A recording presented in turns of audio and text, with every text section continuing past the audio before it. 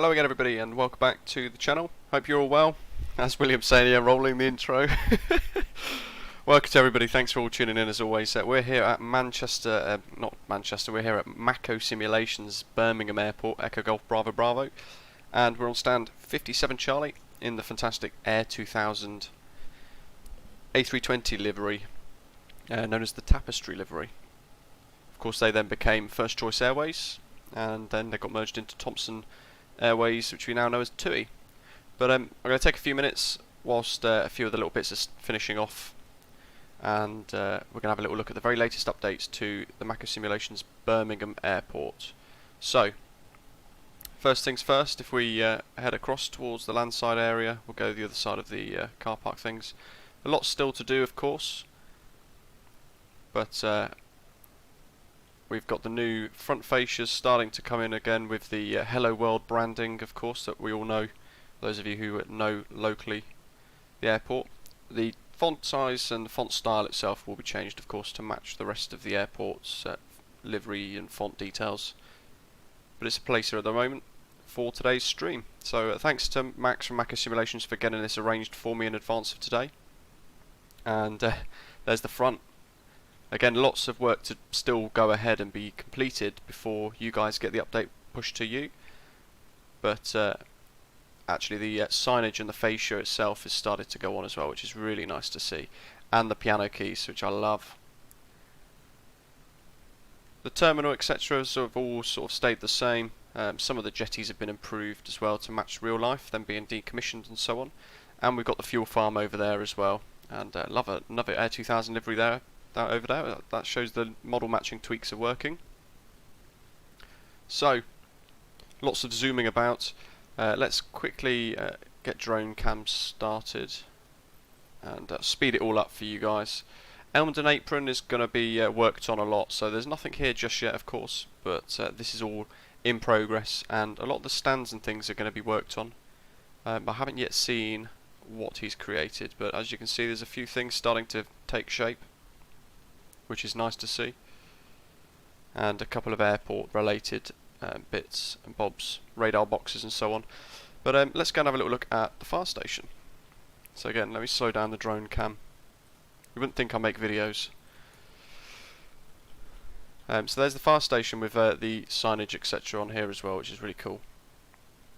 A little couple of rigs inside as well, and currently the default are Sobo fire trucks, but over time, eventually, I'd imagine Macco Simulations will put the famous blue ones in. That Birmingham Airport have got blue and white, I think, off the top of my head. Really nice bits of detail coming in here. So, lots to look forward to in relation to Birmingham Airport updates coming soon. And, of course, general clutter and some photogrammetry textures and things have been improved a little bit as well. And, of course, we've got the little railway. So aviation simulation, yeah, look at the Ninars. So really good so far, and again he's going to be working over the next week or two on some other little functions and other updates to go in. So that's just a little sneak preview of some of the things that have been added since the patch got released the other day, which fixed the SDK for a lot of developers. But welcome to everybody. Just wanted to get that checked out and show you guys straight away. Kai, welcome to you. Matthew T, welcome. Anish, Kevin, good afternoon. Marius, good afternoon. And Ian and Wesley, other channel members as well. Good afternoon to you guys. And Chris, hello. The controller exam went really well. Actually, I passed, so I'm now officially a Vatsim ground controller, so I can do ground and clearance delivery, which is really exciting. So I'll be looking to bring you guys some streams with that at some point. Those of you who might want to get started on the network with a voice that's familiar. Kai, what stand are you at? Aviation Simulation Brummies. You're talking to a fellow Midlander here. Paul Brown, good afternoon. And Jacob as well. Philip, good afternoon to you. Simon, good afternoon. So, Matthew, the mind boggles at how good Macco Simulations is with Blender. Let's get the APU on bleed and check the ATIS information. 7408, requesting push and start, stand 85. Information Bravo. Skyway is pretty much ready to go. 7408, stand 85, push inside approved. 1026, 6000. We've got our route ready to go as well. I've pinned that in the chat for you guys. Birmingham ground, good afternoon. Jetset 175 Charlie at stand 57 centre. With information Bravo QNH 1026 Airbus A320neo requesting IFR clearance to Corfu. Marius, thank you. Jetset 175 Charlie, Birmingham ground, hello. Clear to Corfu via the ADMEX 1 Mike departure, squawk 3370. Cleared Corfu via the ADMAX 1 Mike departure, squawk 3370 for Jetset 175 Charlie. Jetset 175 Charlie, readback is correct. We are ready. I'm conscious, so let's get that down 0.3, set properly. And I'm conscious everyone else is waiting. So 3370, douche, douche, douche, done. Squawking. All ground equipment's clear. Beacon on. Love the livery. It's on flightsim.to by Pade. Mats, good afternoon to you. Thank you to David for logging in as the ground controller here at Birmingham today. Really appreciate that. Jetset 911 Bravo, stand 6, request push and start. Jetset 99, correction, Jetset 911 Bravo. Push Aviation simulation, I'd imagine you can. 6, push and start approved. John, hello, welcome. Mats, good afternoon. Jetset 175 Charlie, fully ready, request push start. Jetset 175 Charlie, stand 57 centre, push and start approved, face west. Push start approved, face west, Jetset 175 Charlie. Cockpit to ground. Go ahead, flight deck. We are ready for pushback and engine start. Roger. Release the parking brakes, please. Parking brakes released. Pushing back. I don't know why, but Microsoft Flight Simulator has made me ever so nervous now whenever I click pushback.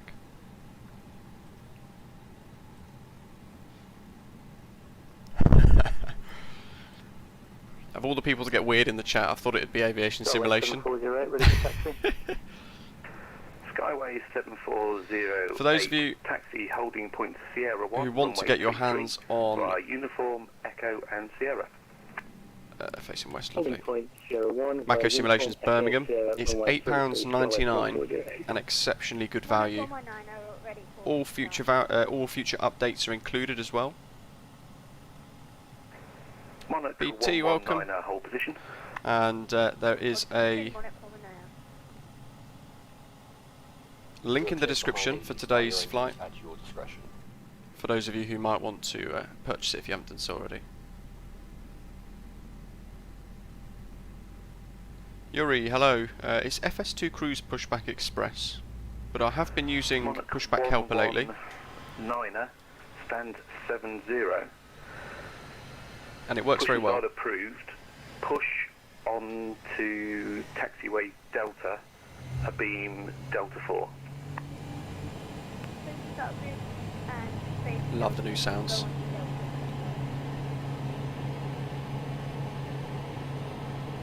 Those of you who are new to the channel, very warm welcome to you.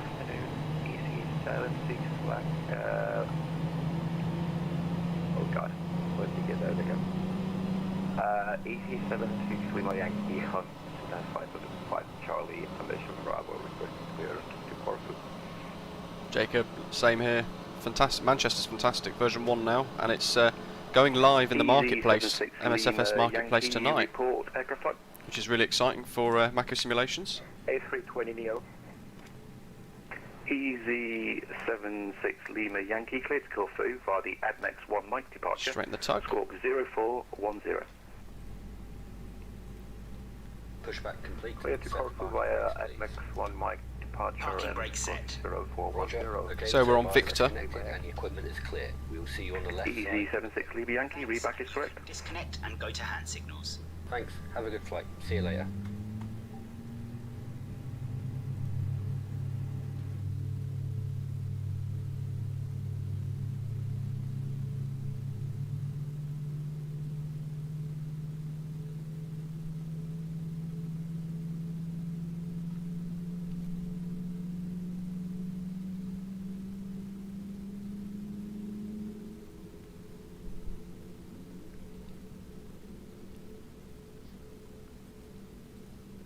check. Hello.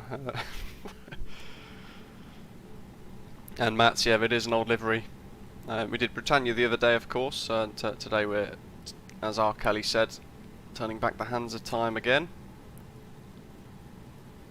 And we're reviving Air 2000. Taxi. Jetset 175 Charlie, request taxi. Jetset 175 Charlie, taxi holding point Victor 1 via Victor. Taxi hold point Victor 1 via Victor, Jetset 175 Charlie. That's because Skyway 7408, contact London Control on 132. that's because he's got right of way. 132.6, thank you very much. Have a good day, Skyway 7408.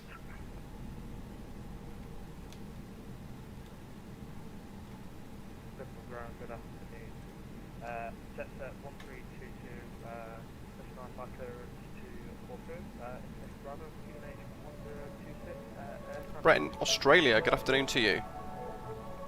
Jetset 1322, clear to Corfu via the admin. And Navisim, I bet it is. Squawk 4721.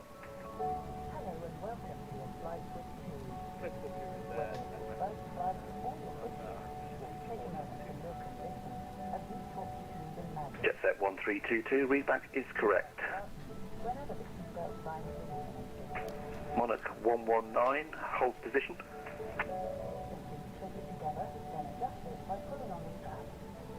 Polish controller, hello.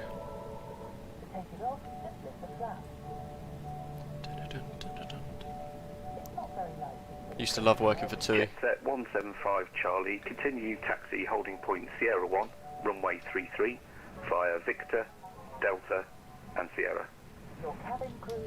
Continue taxi, hold point Sierra 1, runway 33 via Victor, Delta, Sierra, Jetset 175 Charlie. Easy 760 Lima Yankee, stand 55 Charlie, request push to start. Easy 76 Lima Yankee, stand 55, push and start approved, face west. Push and start approved, facing west. Easy 76 Lima Yankee.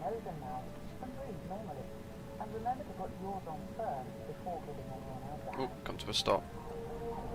Very heavy today.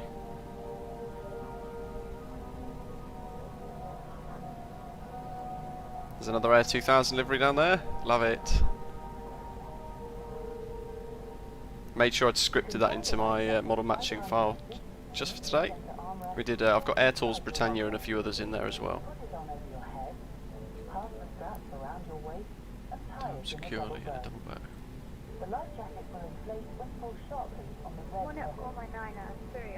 Ah, hello, welcome, Matthew McConnell. Welcome to the channel. Hello. Hope you're all okay. Monarch 119, Jacob, taxi no holding problem point at all. Sierra 1, runway 33, via Echo and Sierra.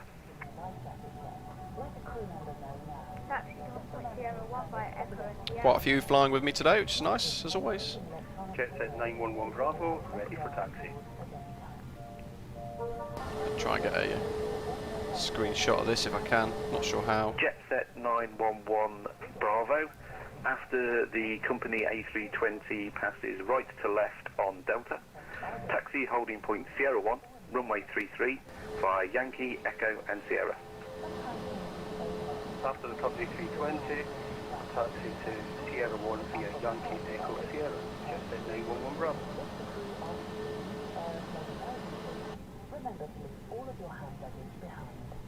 Right, good grief. I suppose, yeah, in Australia. Miles ahead in time.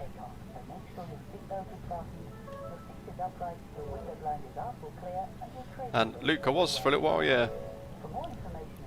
At Bristol. Oh, it was Thompson Airways at the time.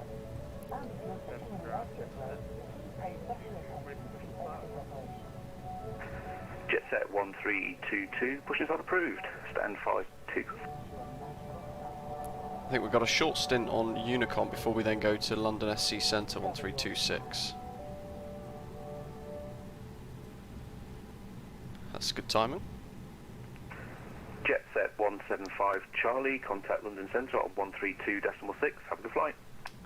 132.6 for Jetset 175 Charlie, and thanks for logging in today. More than welcome. Jetset 911 Bravo, contact London Control on 132.6. Have a good flight. One.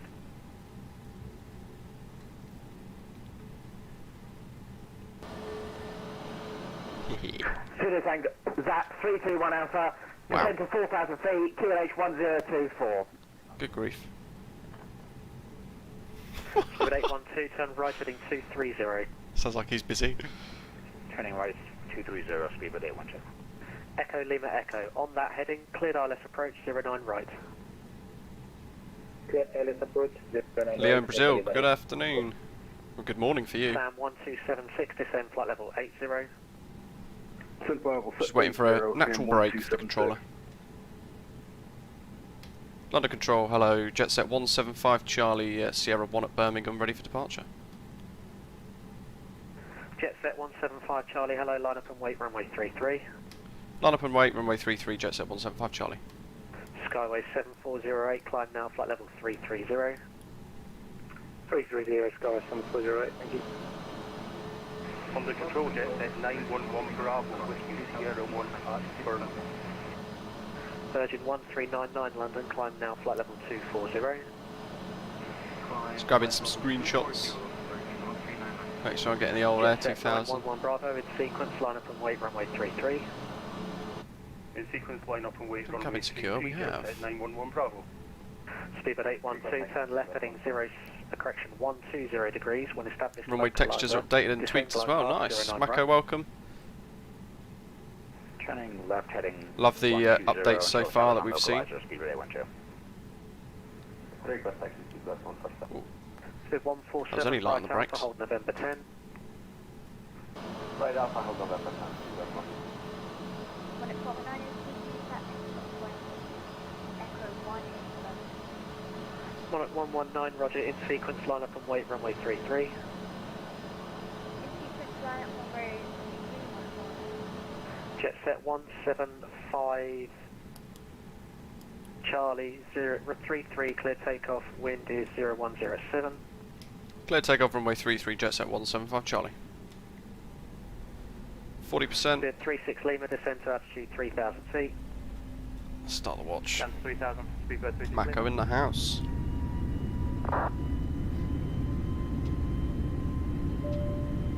Flex, SRS. V1 rotator got a loan now. Mats, thank you. Not distracting at all. Echo Lima Echo, you missed the localizer, turn right heading 120, clear pitch for approach 9 right. Whoa. Rudder is really tweaky today, I don't like it. Don't know what's changed.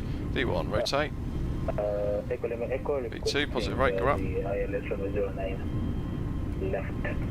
Okay, that was a battle. Echo 09 left, clear to land with 0106. Clear to land, 09 left, Echo Lima Echo. Autopilot 1 on. Speed 14709 right, clear takeoff with 0106. Left for takeoff, runway 09, right, left one. Short Golf, Echo Zulu Tango runway really Readability 5. Golf Echo Zulu Tango runway just over Dover and... Nav, TCAS, faults. Golf Tango Romeo unable at this time, you can continue with Unicom. Fixed. Roger. Just had to intervene on the throttle there because I was looking at something else. Oscar Yankee Echo Romeo Alpha London, pass your message. Yeah, we'll just to Echo Papa Whiskey Alpha at the corporate air 8 and the weather QNH 102 for the assessment location too. Oscar Yankee Echo Romeo Alpha, you cleared to your destination via Goodwood. There goes Birmingham down below. Climb to altitude 3000 feet. And we're on an ADMAX departure which takes us directly over Coventry Airport.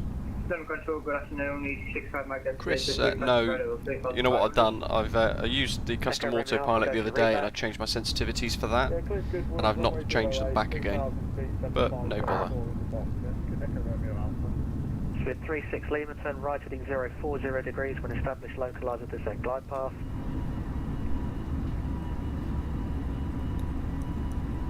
Say again for 36 Lima, please. Haven't been able to get in yet to tell him we're airborne. 40 degrees when established localizer descent glide path. Turn right heading 240 degrees when established on localizer descent and glide path. 36 Lima. Jetset 911 Bravo 33 clear takeoff. He knows. He's seen us. 0107. And we're level at 6,000 now. Jetset 911 Bravo. Jetset 175 Charlie, climb flight level 280. Climb flight level 280, Jetset 175 Charlie. Easy 765 Mike X-ray, climb now flight level 390. 390, easy 65 Mike X-ray. Zap 321 Alpha, descend to altitude 3,000 feet, turn left, heading 280 degrees. Currently I'm trying to work on the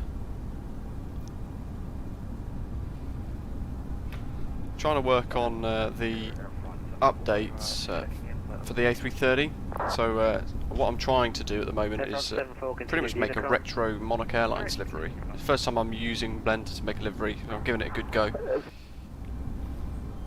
Zulu Tango, Zap 321 Alpha, go again please. Wow. Zap 321 Alpha, turn left. Ian, filed for flight level 350. Left hand heading 280 degrees. Speed 36, are you established? Speed 36 Lima established, repeat right. Speed here when she was established, 9 right. Speed 147, climb flight level 350. Climb flight level 350, speed 147. We're up, we Speed should 812, clear to land 9 right, have wind 0106. an updating Clear to land 9 right, speed overlay for you guys. When we get above 10,000, you should get some sort of ETA up here. Good afternoon, EC760 Lima Yankee, holding 01 at Birmingham. David, thanks, I appreciate you logging in and being controller. In sequence, line up and wait 33. Makes it a lot nicer. In sequence, line up and wait, runway 33. And we're still lining up. Jetset 911 Bravo, climb flight level 180. Flight level 180, 911 Bravo.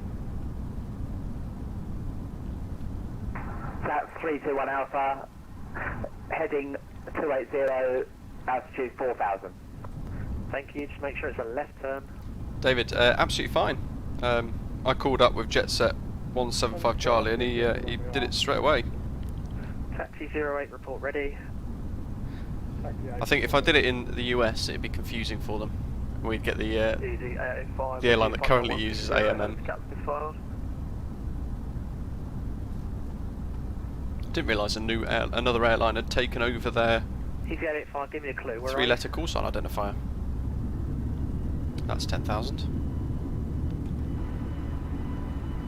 And AdMax, we've just passed AdMax, which means we've just flown over Coventry.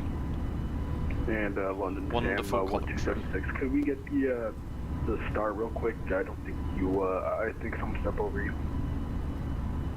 Sam 1276, just fly heading. Jamie, hello. Sorry, I did see that you'd asked that earlier. It got a little busy. Lima Tower 124.225. 124.225, speed 36 Lima. So basically, I'll try and find the file. Zap 321 Tango, turn right. I created a VMR file which you can put into vPilot, and it reads your liveries when you're on Vatsim, and it produces it, so it matches it based on people's call signs. Under control, good. It's not perfect science, and the file itself that's on flightsim.to is quite out of date, because I've not really updated it, but there's a tutorial on my channel that shows you really easy, in a really easy way,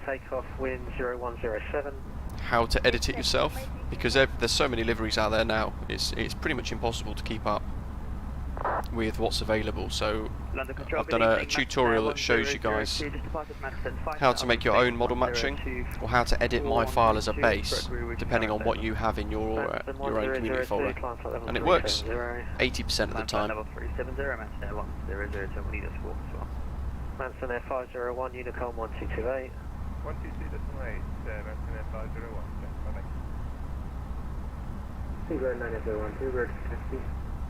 Sam 1276, descend to altitude 4,000 feet, QNH 1024. 1024 down to 4,000, Sam 1236 heavy. So our route today You know what I need to do? I need to get Jetset 175 Charlie, climb flight level 350. climb flight level 350, Jetset 175 Charlie. Jetset 911 Bravo, climb flight level 350. 350, Jetset 911 Bravo. 9012, request taxi. I keep forgetting Volanta. 9012, left on Sierra, hold Sierra 11. Left on Sierra, hold Sierra 11, speed road 9012. Live weather's working well at the moment. London speed road, run to the zero alpha. Can you step away for about 5 minutes?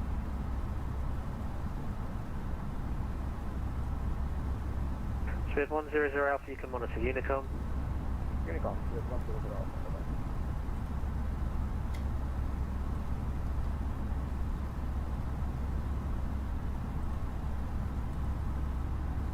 So, let me show Volanta for you guys. I just had to update it. Climb flight level 350.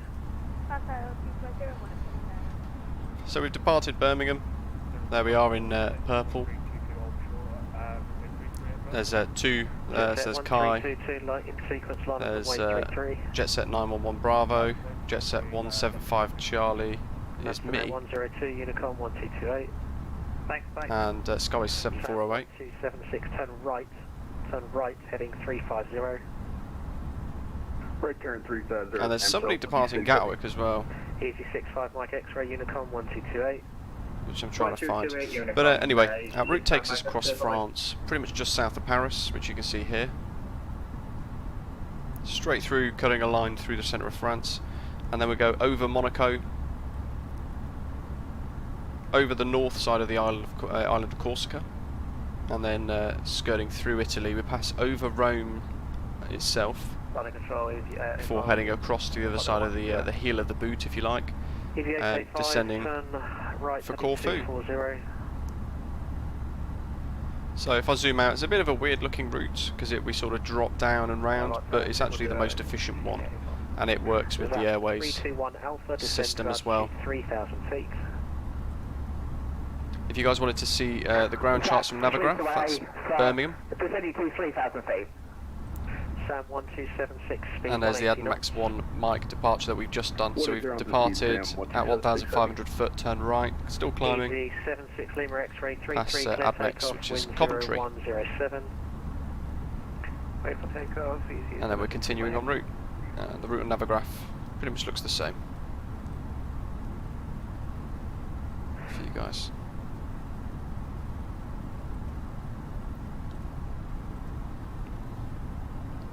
And Tridham, yes, I have seen that it's available now, which is really cool. I used the brake fan the other day. Actually, we landed. Where did we go? Zakynthos, I think it was. I ended up using medium brakes and turned the brake fan on. Brakes were hot. Turned the brake fan on. We could hear it after parking, which is really cool. Kai's just departed. No problem.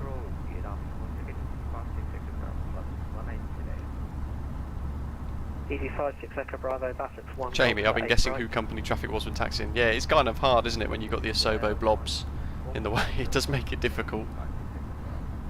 And David, 321 Alpha, I used text ATIS, I didn't use voice ATIS. I've heard it's been a bit hit and miss lately.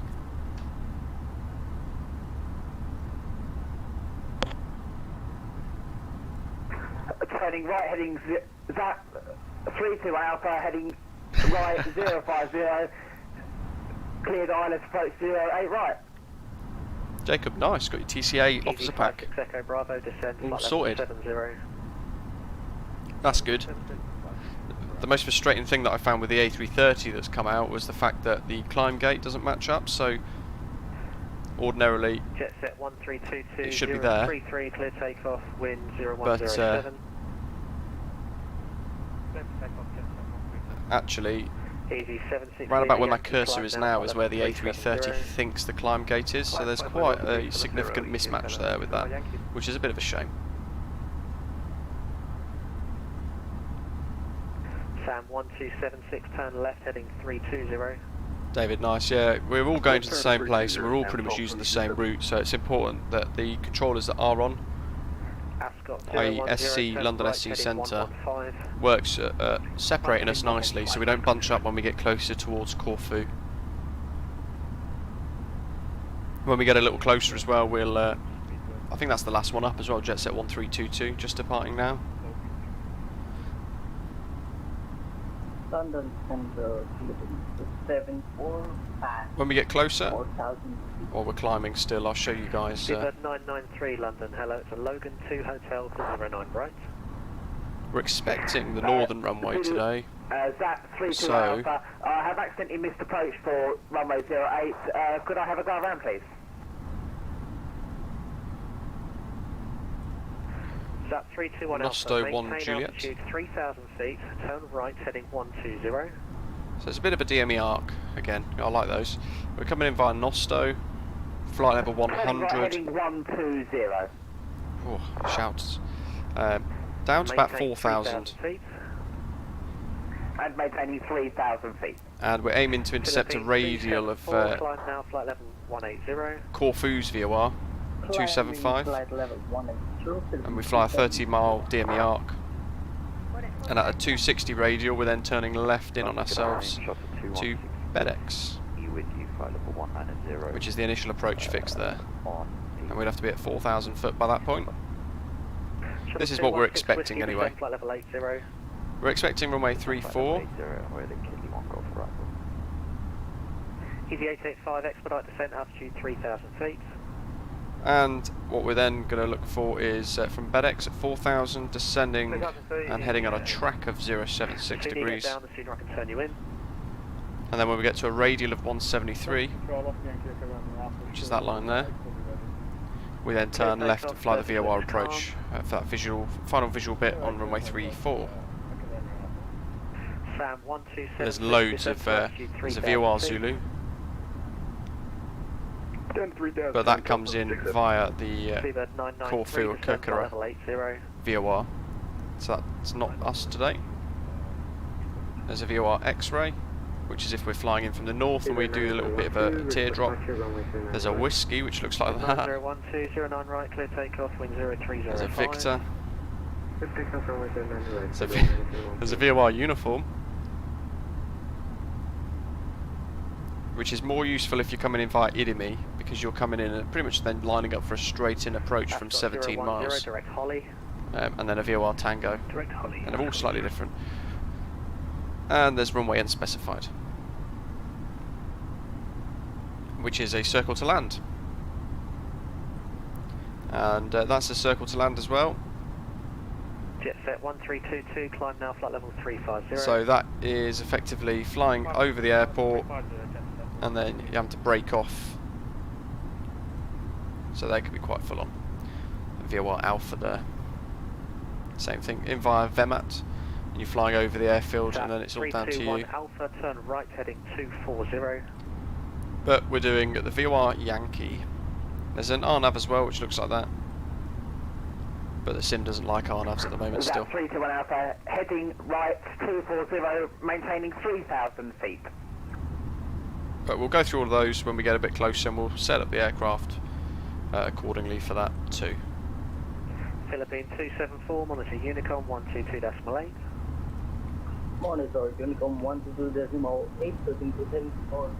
Marco, hello. Yep, this is Microsoft Flight Simulator 2020. Easy 885, turn left heading 130. Wesley, crashed to desktop, was it? Marco, this is That's 130 is 885. Premium Deluxe, so it's about 105 gigabytes, but there's about 100 gigabytes of add-ons installed as well, so it's quite full on. Skyway 7408, Unicom 1228. That's Unicom, thank you very much, Skyway 7408. Jetset 175 Charlie, Unicom 1228. Aviation Forever. I don't know why, but when I connect to a frequency, I can't hear anything. Good afternoon, 7227 Charlie, just past go, climbing through flight level 210, correct, climbing through flight level 200 for flight level 2. That was for me. Monitor Unicom 1228 for Jetset 175, thank you, bye.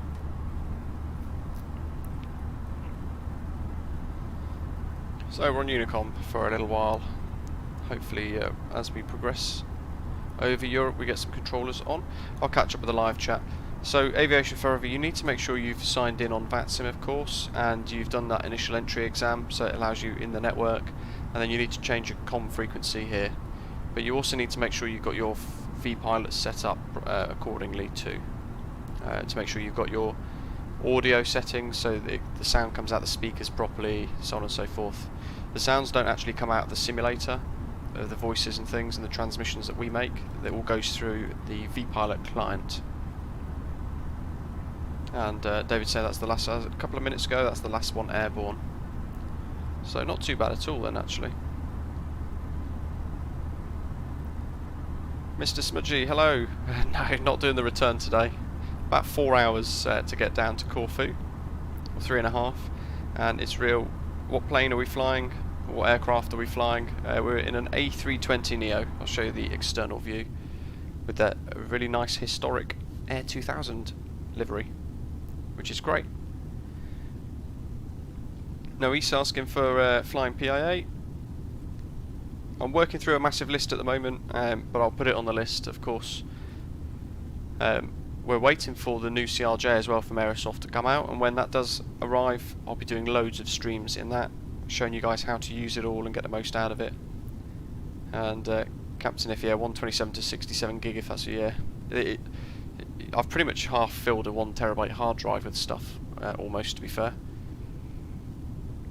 George's FS videos asking if I would fly the A330 on stream with the compatibility mod. Definitely, yeah, I will be intending to do that at some point, but I'm just waiting for an appropriate route to do, really. A nice route to fly with it. And then, yeah, definitely I'll be doing a stream with the Project Megapack's A330neo with that A32NX compatibility mod as well, so we get less basic.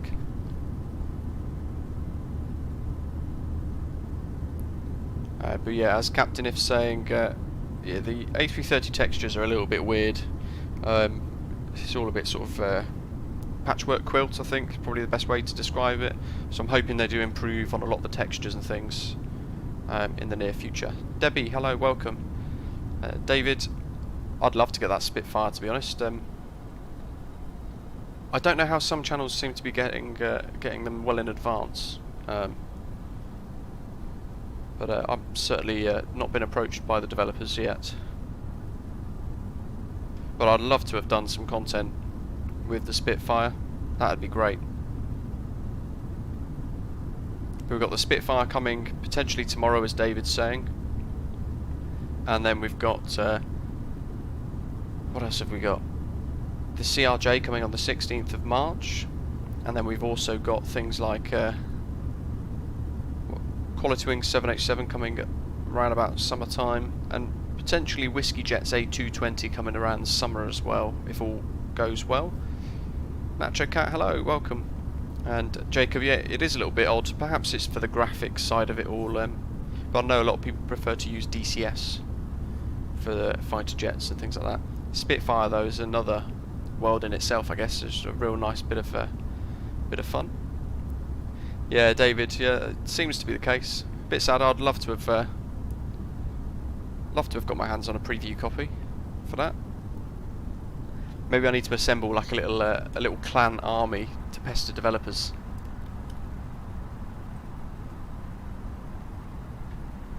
Yes, the Piper Arrow as well. That's all coming soon. I'm a little disappointed it's not the PA-28 Cherokee, which I have flown in the past, and I've still got my checklists and everything for in the loft. But the Arrow, of course, is pretty much the same, but with a retractable landing gear. Captain Charlie, it's at Fly Live Studio for the overlay.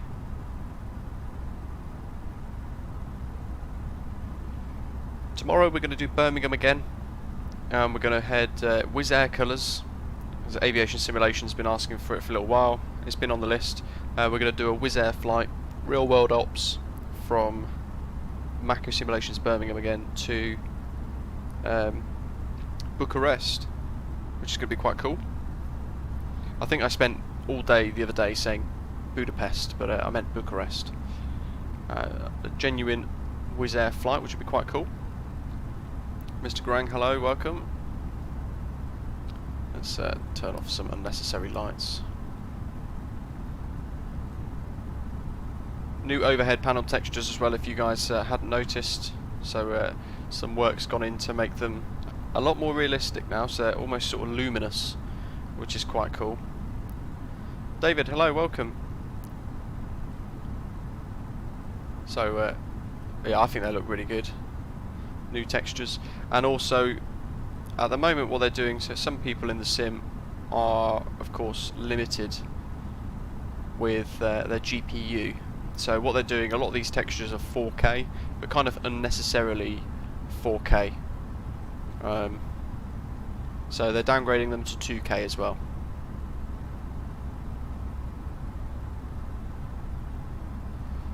Debbie, we are in a we're in an A320 at the moment. Let's have a little look.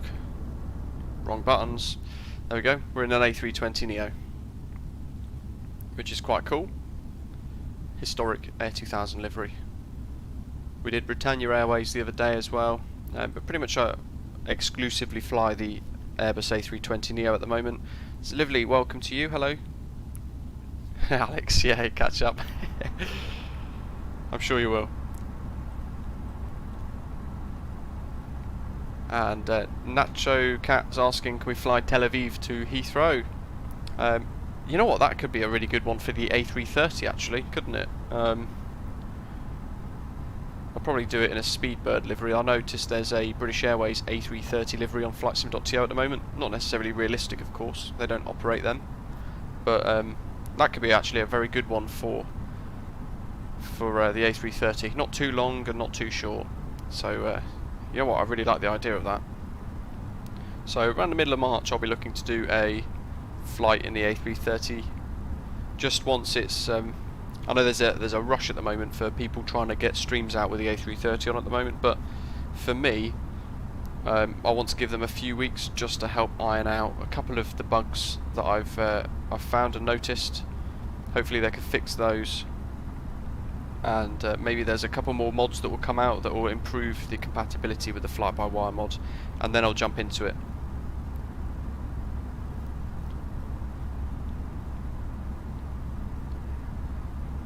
Matt's during takeoff, thank you for your tip, I really appreciate that.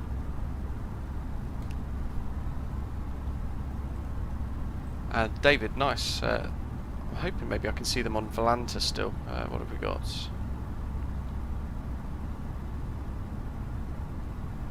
Yeah, Skyway's 7408 is about 3 or 4 minutes in front.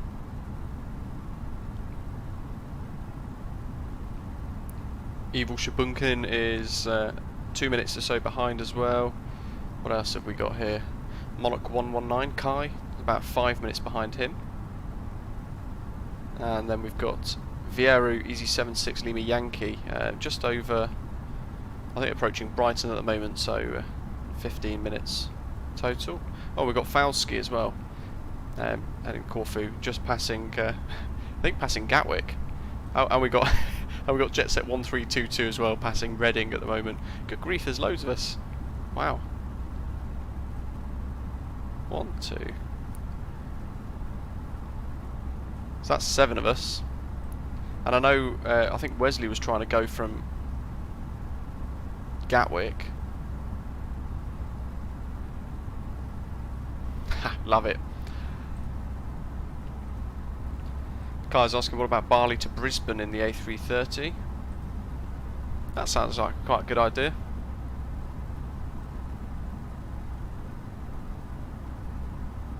Wesley, no problem at all.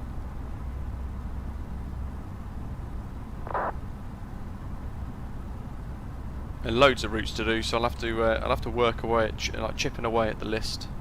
And I'm looking for routes as well for the CRJ 700 when that comes out, so I'll be doing loads of stuff with that, which would be quite cool. David's saying try 777BA from San Fran to Heathrow. I'd love to, but we don't have, sadly, in Microsoft Flight Simulator, we don't have a 777 yet. That's one of the big 3 aircraft that I'm hoping for. Jacob, thanks for tuning in. Enjoy work. Yeah, I'd love a 777. That'd be fantastic. I'd do loads in that. Short haul, medium, long haul.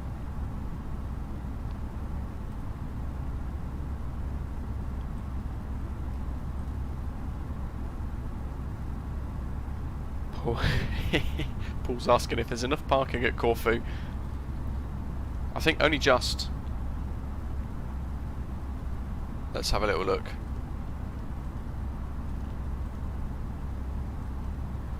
So we've got 8 large stands. We've got 3 medium stands. I'll say large for A320s. And we've got 3 others, 9, 10, 11, and then we've got some small GA stands as well. So we're going to fill up Corfu basically, which is going to be quite cool.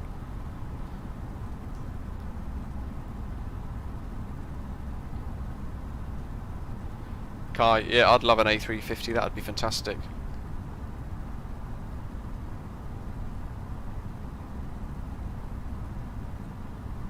Hakai, hello, welcome. Yeah, A350, 777, and I'd love a Boeing 757 as well, that'd be great. 757-200. Ben, good afternoon, hope you're well.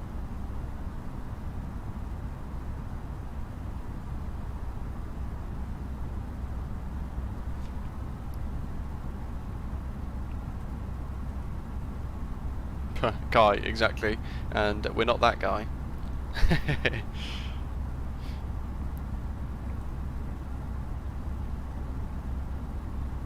Debbie, did we do Delhi? I think we did Mumbai to Delhi a few weeks back, and that was really nice. We did a really good VOR DME approach, and I manually flew it live to show you guys how to do it, and that was really good.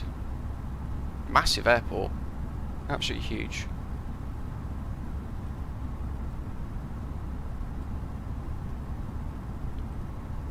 Bravo, good afternoon. It's real, I'll try my best. Some strange behaviour of the rudder on departure during takeoff, but I'm hoping it'll be all good.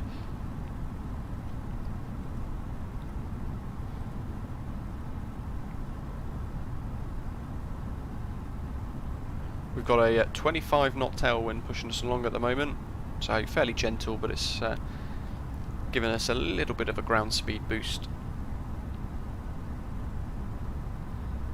Darren, good afternoon.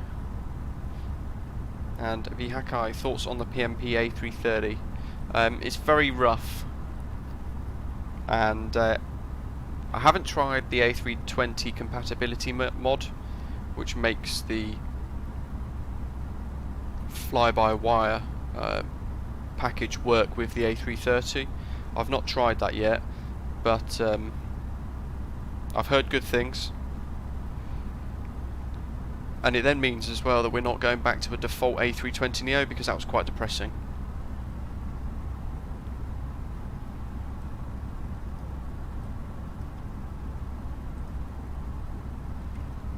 Martin, nice.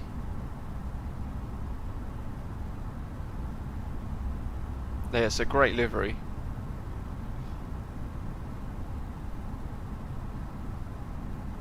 And Ross, yeah, 16th, so not too long at all now.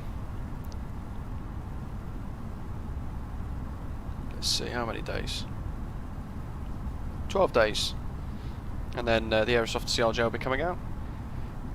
The way Microsoft works, bizarrely, is with a lot of these aircraft, so Whiskey Jet A220 and the Aerosoft CRJ, they sort of strong arm, and they basically, part of the agreement, they say that only 2 streamers that Microsoft choose can have the early access preview, and they rotate through different streamers and YouTube channels, I guess, and pick who they want to showcase a new product for the sim.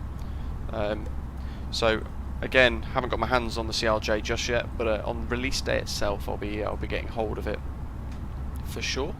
And Navisim, yeah, it's going to be an amazing summer for Flight Sim, I think. Loads of content coming, loads of updates, loads of great scenery, of course, and some great aircraft coming as well.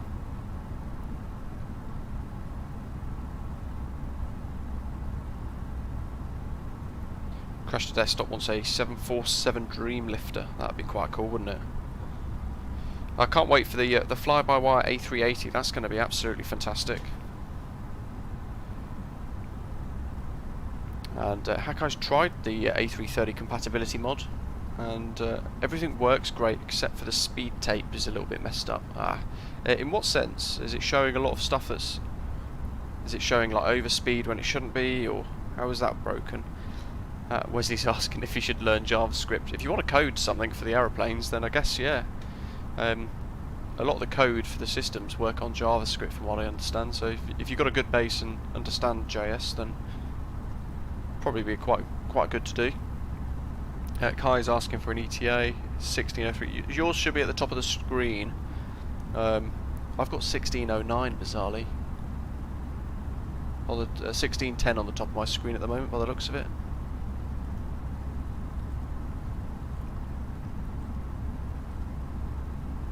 Yeah, 1610 Zulu as an estimated time. Debbie wants a 737. That would be quite nice.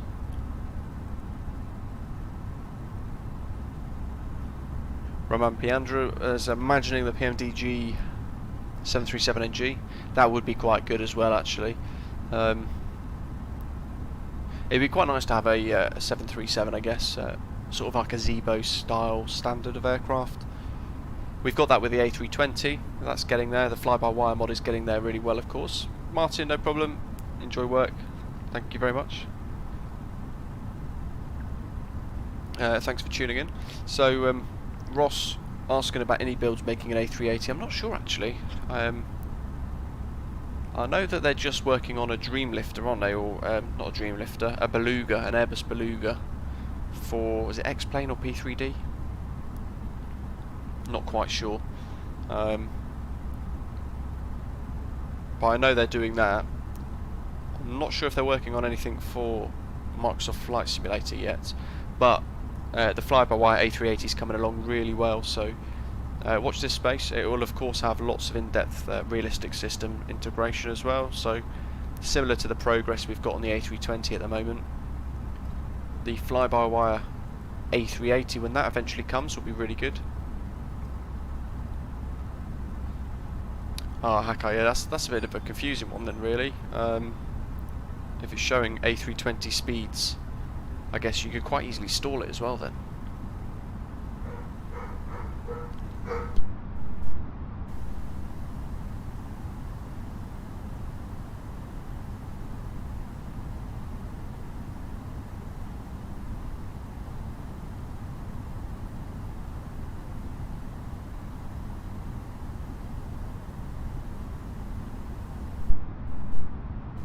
Lewis, yeah, Fly-by-Wire are making the A380. The progress so far has been really good, actually.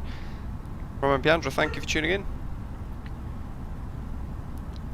Kai, if only the Zebo mod could be ported over, that'd be great, wouldn't it? It's a shame they haven't announced that they're working on it, because I'm not sure how hard it would be to port it across and tweak things so it works in this sim.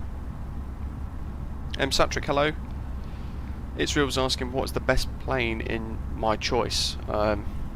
So if I wanted one aeroplane in Microsoft Flight Simulator to come out, more than anything else... God, what a question. I'd probably say the A350-1000. I'd love an A350 in the sim, that'd be absolutely great. It would have to have the wing flex though. But then at the same time, I'm really torn between that and the Boeing 757-200. Much older aircraft, of course, completely different generation of aeroplane, but Boeing 757 is just incredible anyway. So it's kind of a coin toss almost between the two of them. I think I'd struggle to choose. Paul's just had a crash to desktop. Ah, that's not good. Try and spawn back in and see if you can get in over France or something, maybe. At least there's no controllers on at the moment, so I guess you could get away with that. Debbie's asking if I ever played X-Plane in iOS. I've never played X-Plane, no, on iOS or a PC or anything actually. It's been years since I had a simulator actually. About 15 years until Microsoft Flight Simulator came out, and then I couldn't help but get it. Yeah, you all heard the dog then. Leo is expecting the release for FSLTL. Yeah, I was actually working with that project and trying to help them build for the Vatsim side of things, but it's annoying that I sort of got pushed aside. I wrote a model matching file for about 1,000 liveries, and I created a spreadsheet showing them what the most popular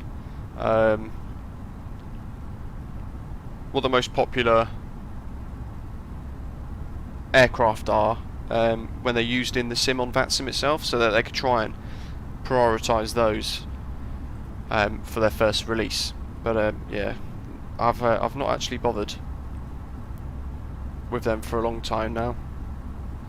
The last time I checked FSLTL, AIG were playing the bully, and they were trying to screw the project up, so I'm not sure if they've made any progress since. I've not checked for probably about a month now. But it'll be great when that comes in. That's the problem. My model matching file that I created was only supposed to be a temporary solution for maybe like 1 to 2 months before a project like FSLTL pops along and creates a one-size-fits-all package for us where it just all works really well. But it's not really worked out that way, so it is what it is. But the model matching file that I use works fairly well. Rifat in Indonesia, welcome. Natural Cat, no problem, thanks for tuning in. Take care, I'll see you soon. And Lewis wishes we could see the PMDG 777-300 and the 747-400. Yeah, I'd agree with those two fantastic aeroplanes. And William, yeah, the Piper Arrow would be quite nice actually. I guess it depends what it can do as well.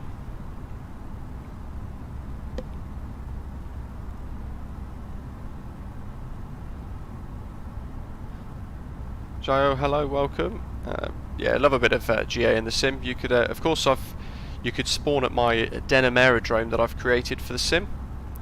So on flightsim.to, if you guys want a freeware general aviation airport, then great base with a grass runway and a concrete or an asphalt runway. Then I've created denim aerodrome for free as well. 757 Superfan, hello, welcome. Thanks for subscribing. Appreciate it. And Lewis, yes, Macco Birmingham have got that indeed. Just before we departed, we had a little look at all the updates that are coming over the next week or so. For those of you who have got Macco Simulations Birmingham Airport, so we've got the fire station that's gone in, and we've got some of the signage and the front fascia of the terminal buildings, which looked really good. I'm sure a lot of you that saw it would agree. And work's going on with the Elmden apron as well. Maximilian, yeah, there's nothing more permanent than a temporary solution. Satric, are we going visual into Corfu? We can do if you want. I was going to fly the VOR approach, but I could just go visual completely and just see how we get on. Mats is looking forward to the CRJ. Yep, me too. Just mainly for something different. I'm not really a fan of small regional jets in the sim personally, but I'm looking forward to giving it a go and trying it out. It certainly looks like when we're flying it, we're going to be quite busy.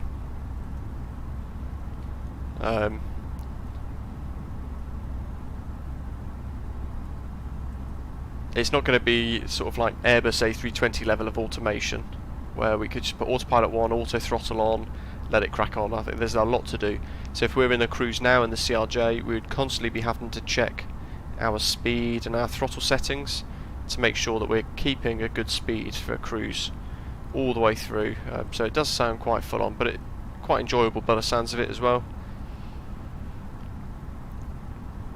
VHACI updates on the ground services update for the EFB. Still waiting for some agreements, I think. The Flybywire team are talking with the person that created Pushback Helper, and they're just waiting on a few final bits of agreements to be signed up, or signed off rather, before they can put it into their mod. But it's pretty much ready to go. They just need the official yes, I'm happy with it from the Pushback Helper developer.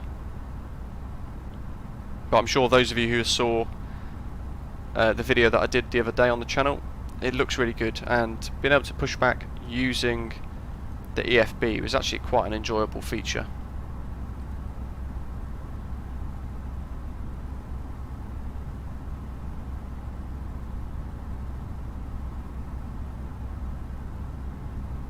Debbie's asking if I ever crashed on a runway. Not yet. Don't jinx it. But yeah, not yet. Peter's just realised his destination is LGKP. Where's that? Karpathos in Greece. Lovely. I'm sure that sounds nice. You'll have to let me know. You'll have to let me know when you land what it looks like. Danny, welcome to the channel. I'm very well, thank you. I hope you're having a good day. Thanks for tuning in. Appreciate you clicking over to the channel and having a little look. At the moment, we're in the latest A32NX, but we're flying over France at the moment. Anton, welcome. Hello. 757's asking what my favourite aircraft is. I'm guessing yours is a 757. Funnily enough, actually, I was just explaining a few minutes ago, I think it's very difficult to decide. For me, my favourite aircraft is a coin toss really between the 757-200 and the A350-1000. Debbie's asking what my favourite Airbus is. That would be the A350-1000 for sure. It's great. Matt's is asking how do I do the camera on the wing. So for those of you who have got the very latest fly-by-wire mod, Hakai, thank you for tuning in, I'll see you later. For those of you who've got the latest development version for the fly-by-wire mod, if you go to the drop down here, and you go to camera, you go to smart cam, no, not smart cam targets, where is it?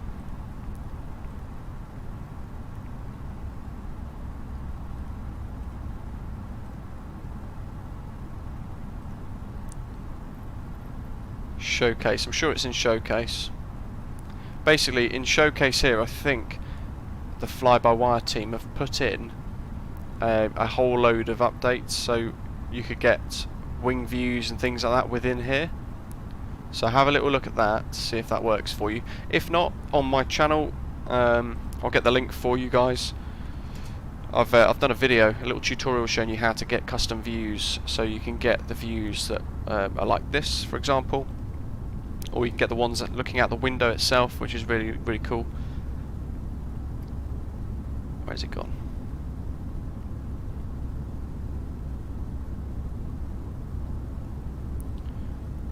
Wow, 139 videos. Didn't realise I'd done so many. So those of you who want to look at how to use custom views, then you can click on that link there in the live chat and it'll take you to the website. Ilias, no, unfortunately not. Years ago I used to be I spent a little while as a flying instructor on some light aircraft. And that was great, loved it. But beyond that, no, never really progressed any further, sadly. It's all far too expensive. Kenzie was asking what my favourite general aviation aircraft is. For me, the one I flew when I was starting off learning how to fly, the Piper PA-28 Cherokee. Loved it. Such a great little workhorse for learning to fly. and very forgiving as well. Those first few landings I ever did were quite hard, so and it just took it, which is great. Atharf loves the 777-300ER. That is a great aircraft.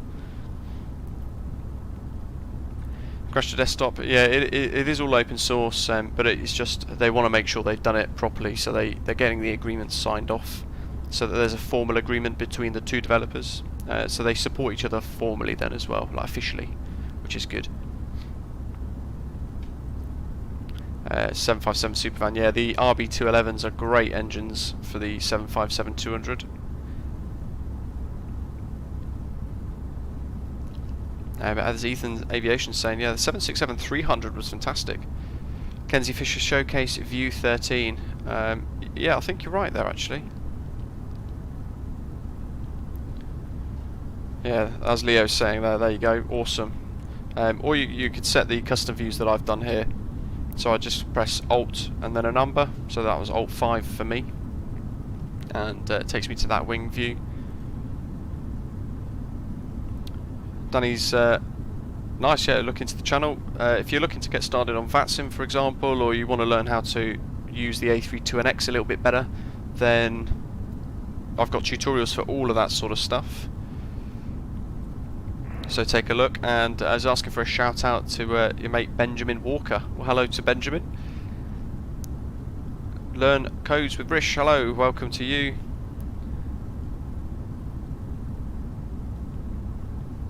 And Boxer Steve's Dags makes engines for the A320s. Awesome.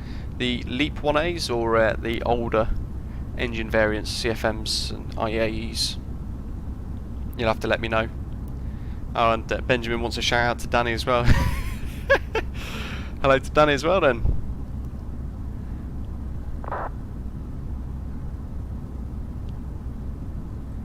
Peter, slip of the finger, yeah, always the case. Kenzie, yeah, I've checked it out. Have a little look on the channel. I've done an honest review on the Project Megapack A330 the other day. So those of you who want to check that out, I'll get the link, put it in the live chat. I've tried to do it as honest as I can, bearing in mind, of course, that it was based on the default A320neo. So, but yeah, I've checked it out. I thought it was a very good start actually. 757 Supervan was asking where my local airport is. That's Heathrow for me actually. Paul Brown's back. Awesome, nice. Glad you've managed to spawn back in okay. Sticking with it as always. And 75's local airports BHX as well. That's very good. So you've got some great photogrammetry now, and you've also got some great Macco Simulations Birmingham scenery as well. Ian's saying that the winds in Corfu keep switching. Fantastic, so that's very variable then. It's Livery, yes I have. I've oh dear, who's that? It's Livery, yes. I did my Vatsim controller exam yesterday. And passed it, so I'm now an official Vatsim ground controller, which is really good. So I'll be looking to do some of those streams as a controller itself in the next few weeks. So those of you who are waiting to get started on Vatsim but you want a familiar voice, then I'll be doing streams on the ground as well. So I'll help get your clearance and give you your taxi instructions and things, so you'll be on your way. But it was actually quite a difficult practical exam. I had a lot thrown at me, really enjoyable though, but I had a lot of problems thrown at me, and even now though I'll still be learning for a very long time. Rish, not sure, I can't see any that are being deleted. I've just scrolled up. Elba Pinot in France, cheese and wine as usual. Lovely. What cheese?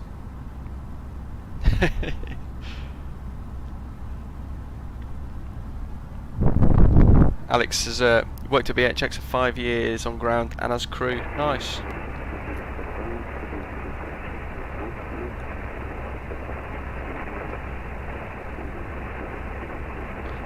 Kenzie, yeah, they fixed the blurry window glitch, which is really good. and there's a great mod on flightsim.to which unlocks some of the A32NX stuff and makes it compatible with the A330, which is quite cool. So have a little look at that and see what you think there with that little free mod. And Rish is asking for oceanic tutorials. Yeah, definitely. I am working on them. What I'm waiting though for is a proper long-haul aircraft. So, for example, the Quality Wings 787, and then I'll probably do a proper oceanic tutorial with that, because we'll have a lot more detail in the long-haul aeroplane. So be sure to wait for that. And Kai and Paul are pretty much next to each other. Debbie's asking if I've ever flown Etihad. No, I haven't actually. I've not flown any of the Middle East carriers actually. I've only ever flown British Airways, Virgin, Thomson, who I used to work for, well now TUI, Thomas Cook, Monarch, American Airlines, EasyJet. Who else? I think that's it. Pretty much I only really fly British Airways nowadays. And at a stretch, if I'd have to, I would fly EasyJet.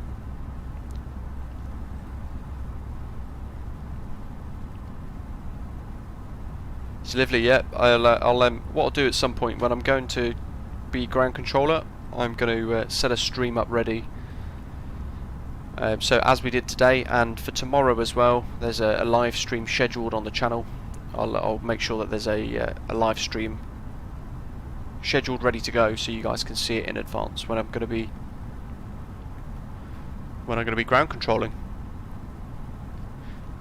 Rish was asking where will I control? Probably Birmingham Airport, Birmingham or Bristol actually. But Birmingham, for example, would be so that you can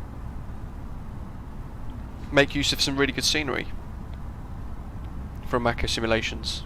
I could do Manchester, but there's a lot to Manchester, so I'll probably pick a small airport first, get my head around all of that, get used to that. So Birmingham might be a good shout.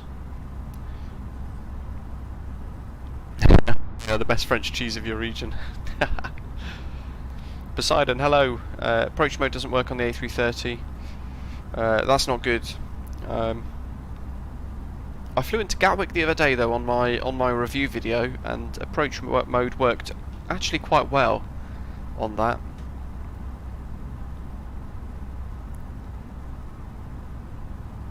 So perhaps there's just a few that are a bit of a bug. And Rish, yeah, there is a mod for the 787, but it's a lot of the stuff with the 787 is locked under an NDM, so you can't actually edit too much of it. It's all encrypted. So you're better off just waiting for the Quality Wings 787.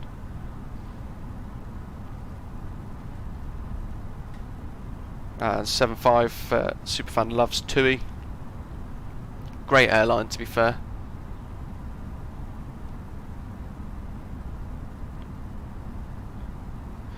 Not flown with them for years actually. Last time I flew with them was when I worked for them. Debbie, no, I've never flown Indigo. Kai's set his cost index to 60 to power on through. No face cam, I'm afraid. And London Luton or Stansted. If you're asking which one I'd prefer, probably Luton. Mind you, they're both not great. David, yeah, Manchester, it does seem to have coverage pretty much all the time on Vatsim lately, which is great for those of us who are flying out of there. That with along with Gatwick, but obviously Gatwick needs an additional rating for controllers to be able to do that. Kenzie, yes, have I seen the upcoming Hawk T1A from Just Flight? Yep, I have. It looks really good actually. Ian loves JAL, treated like a king. Yeah, very, very good actually. Japan Airlines, got to say. Never flown with them, but I've seen how they do their service, and it's just tip-top. For those of you who, like myself and Ian, those of you who have ever visited Japan, you know that the customer service is it's quite a powerful thing in Japan. It's all about respect and great courtesy It's just a really amazing culture and a stunning country as well.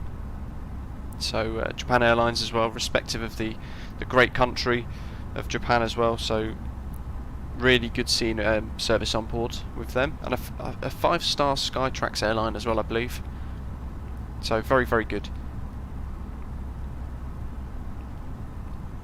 Rish is asking for the EFB on the 787 needing to be fixed by Sober. Yeah, I don't think they're ever going to update it any further than it already is. I think the way that the 787 is at the moment is how it will stay, sadly. 75, no problem. Thank you for tuning in. Take care.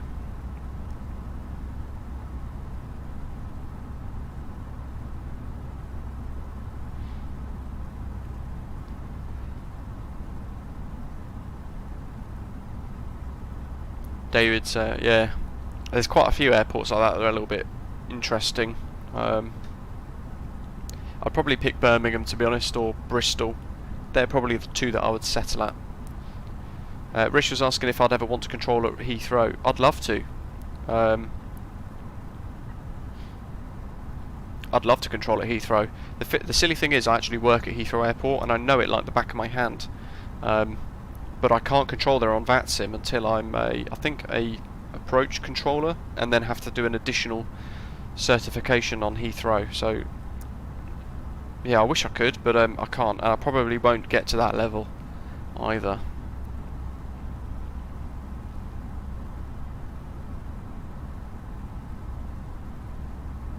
Kenzie's flown Japan Airlines as well, and confirming that customer service is pristine.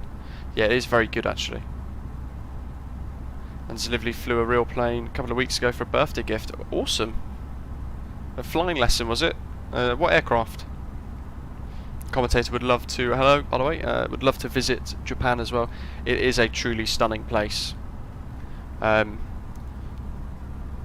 Japan itself is absolutely huge. Or Tokyo, sorry, is absolutely huge. And in itself is made up of, so Japan, it's Tokyo, there's a Tokyo city, and then there's a Tokyo as we know it. And Tokyo as we know it is actually made up of, I think it's like 36 different cities within Tokyo that make up the wider Tokyo. There's no easy way to explain it basically, but there's loads of cities that all become Tokyo as we know it. And it is it's huge. There's so much. You could spend weeks and you'd still be exploring Tokyo. But Mount Fuji in the distance, just beautiful. Boxer Steve's followed my tutorial. For what? As Lively, I'll check out your captain photo in a second. Kai likes Jet 2. I've heard very good things about Jet 2 actually. I've heard they're very good to fly with. Thomas Cook had a story for you, it wasn't too good. Yeah, I've only ever flown Virgin Atlantic once, and I had a horrendous flight with them with a 4-hour delay, which was handled very badly, so I'd probably never fly Virgin Atlantic again. Luke's home airport's Guernsey, beautiful. So I'd imagine you have the super spud freeware scenery on flightsim.to for Guernsey, Alderney and Jersey then, which is really good. David's saying Heathrow's S2 only with further endorsements. Oh, that's interesting. I'm not sure how easily. I know it'd be about. I think it's about a year, isn't it, to get to S2. So who knows? Maybe I'll get there one day. Paul, gone out and got some Roku gin. Nice. You're going to really enjoy it. It is fantastic. Joshua is asking what I can't. Sadly, I can't discuss what I do for work at Heathrow. Yeah. So yeah, unfortunately, I can't say. Kenzie's travelled through China, 2019. Nice. Although the Chinese and the Japanese don't really get on. There's a lot of tension with the region between those two, so I would, if you're flying from the UK, then I'd really recommend going direct with either Japan Airlines or British Airways.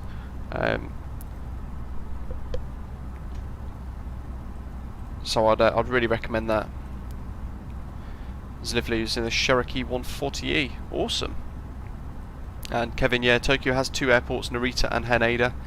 Haneda's the best one to fly into, and Narita is slowly closing down, if not closed now because of COVID. But basically, if you're flying into Narita, it's around about an hour and a half to 2 hours away from a lot of the places you're likely to stay inside Tokyo. Haneda's great; it's about an hour away, depending on where you're going. But Haneda's great to fly in and out of. Fantastic airport. They've got some really amazing culture in Japan as well. So, for example, when you push back from the gate in Japan, one of the ground services team, all the ground agents, ramp agents and so on, they stand in a line on the apron, and just as you put your taxi light on to start moving to fly home, they all stand waving, and they wave and see the aeroplane off as a mark of respect and well wishes for the journey. It's really nice. Jackson, hello, welcome. And Ian would quite happily eat his tea off the floor of a Tokyo subway train because it's so clean. Yeah, everything's pristine in Japan. Really nice. I'm catching up on the live chat. Good grief. And Jackson, yeah, you spoke to me earlier on the Macco Sim chat. So we had a little look before we took off at some of the updates to Birmingham, but it's looking really good. But yeah, Kai, Tokyo. There's loads. I think it's off the top of my head, it's about 32 cities that make up Tokyo. It is huge. Boxer Steve, awesome. Yeah, custom camera view tutorial. Good. I'm glad that helped.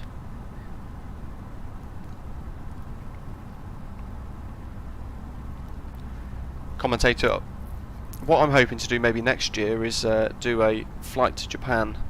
I'm hoping I'm going to go on holiday to Japan. I'm going to fly direct from Heathrow with BA or JAL to Haneda, and maybe spend a week with the missus in Tokyo, showing her the sights and exploring Tokyo, and then maybe take an internal flight down to Osaka or Hiroshima and checking all that out. Maybe get the bullet train back to Tokyo for our last day.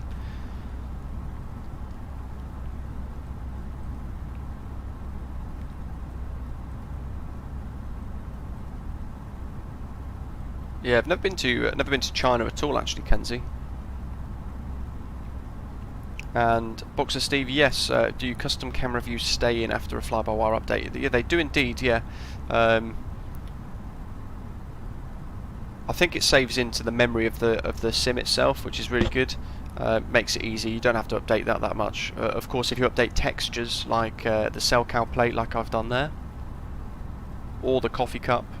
Every time you update the A32NX, you need to make sure you put that back in, unless you package it like a livery, which Ian, I think it was, who did it for me quite kindly, or John, I can't remember.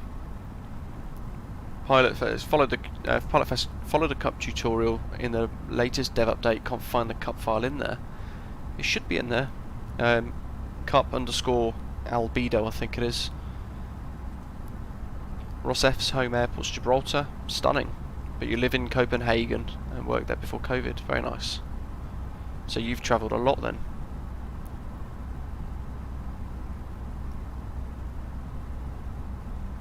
Setting is asking to do an emergency. Can't do them on Vatsim, I'm afraid. Plus then we probably wouldn't get to Corfu.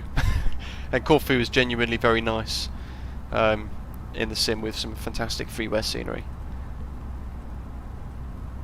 Navasim, I'd like to work at Gatwick. It depends on what job you want, I guess, but you'd have to maybe go direct to the Gatwick Airport careers website if they have one, or find the find your own find like the companies that work at Gatwick and maybe try and get a job via them. Not really sure how it works. I know at Heathrow you can either go for direct jobs for Heathrow Airport, or you could go for all the other things that work in and around and at the airport itself.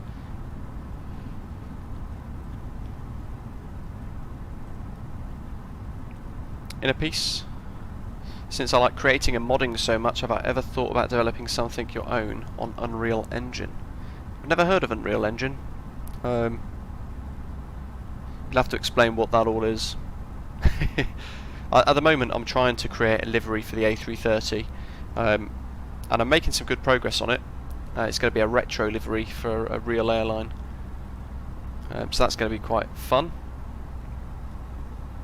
Good grief, I'm trying to catch up, bear with me on the live chat, it is busy.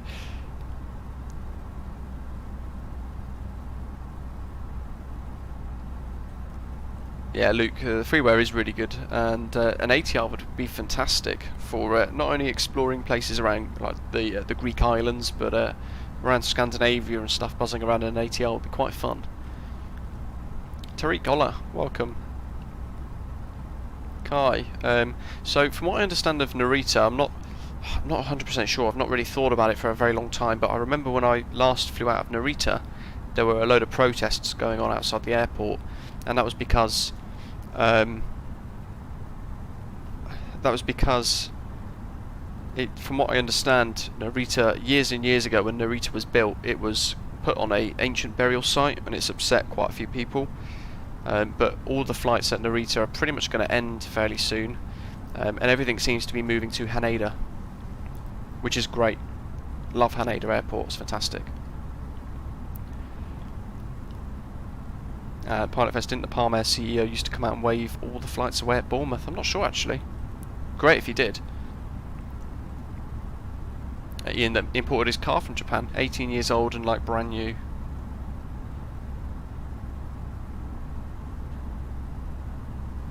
Mads, that's why I've been getting a loan.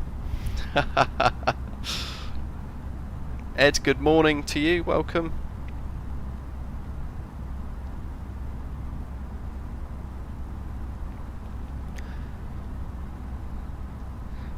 Ian was asking if I'd had an onsen in Japan. No, I haven't actually. I'd love to do that at some point in the future. Kenzie, onsen's hot springs. Kenzie's asking, you'd love to do the bullet train. That would be quite good. I'd love to do the bullet train back, but it's I think it's around about £200 for one way from Hiroshima to Tokyo. I think, or Osaka to Tokyo. Very expensive. Internal flights in Japan can be very cheap, but the bullet train seems expensive. But I'd love to do it for the experience. Dash Max asking how long is the flight. What's the time? We've got about 2 hours 10 minutes left apparently. ETA of 16:37.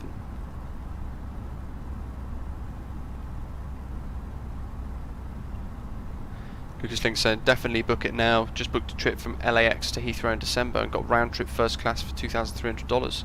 That's very good. Wow, that's very, very good. I've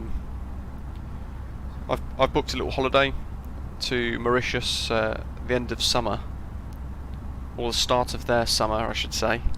Great weather that time of year, around sort of early October, and managed to get business class on the way home. I think it is business class on the way home, or business class on the way out. I'm sure it's on the way home. Business class on the way home, premium economy on the way out, for the same price of premium economy both ways 2 years ago, which is exceptionally good value. So loving that. But yeah, now is the time to book. Still around, if you book 11 months in advance, then that's going to be pretty good. Matt's, yeah, I do work at Heathrow, yeah, for the time being at least. Ethan's Aviation, Corfu is amazing. Yeah, it's really good in real life. Amazing in the sim as well. And as always, whenever we fly to Greece, we seem to arrive as the sun's going down, so it makes the scenery even better. Boxer Steve's explaining Unreal Engine's a game engine, Fortnite, Rocket League, Fall Guys, maybe. That's awesome, didn't know that. Jackson's made a VA with some mates. Do I have any tips? Not sure really. I guess just get yourself out there and in the community. If you're part of the Microsoft Flight Simulator forums, then maybe put the links and things on there. Because there's a thread actually on there for virtual airlines. Reese, welcome, hello. Diego, welcome to you. We asking where we are at the moment. We're pretty much coming up to the southeast corner of France and just passing in towards Nice at the moment. Nice is up ahead. So let me see. We've got Retno coming up,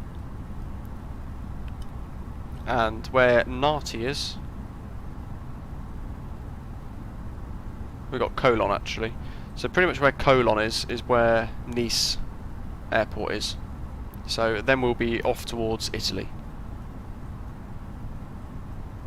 So making some good progress, and we've got a slight tailwind as well pushing us along. And you should have an ETA at the top of your screen. It's showing 1640 Zulu pretty much for arrival. So about 2 hours from now.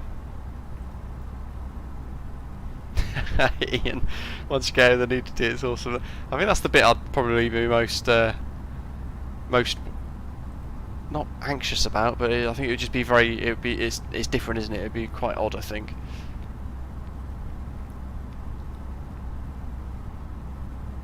But I do need to give it a go because I do love Japanese culture. And you imported a Honda Integra Type R. Nice, wow. Is it left-hand drive or right-hand drive? If it's an import.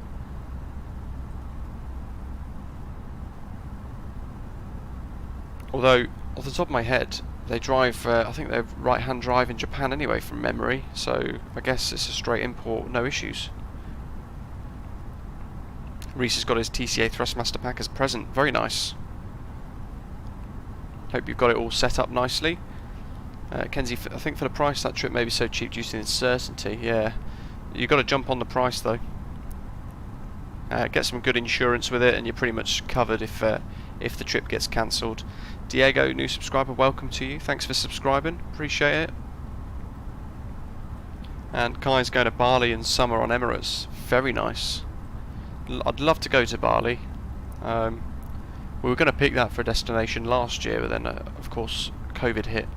And then we wanted to go back to Mauritius. It's really nice in Mauritius. Highly recommend it to anybody. Ujwal, hello, welcome to you. And yeah, aviation sim. Yeah, that Demo Sync Nice is terrible. It makes me wonder what quality assurance process Microsoft Flight Simulator seems to have for their marketplace if they've allowed it in there. It's a bit bizarre.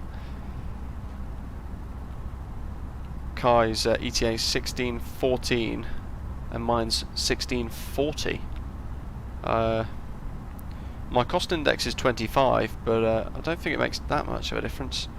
What's your MAC number? I'm MAC decimal 78.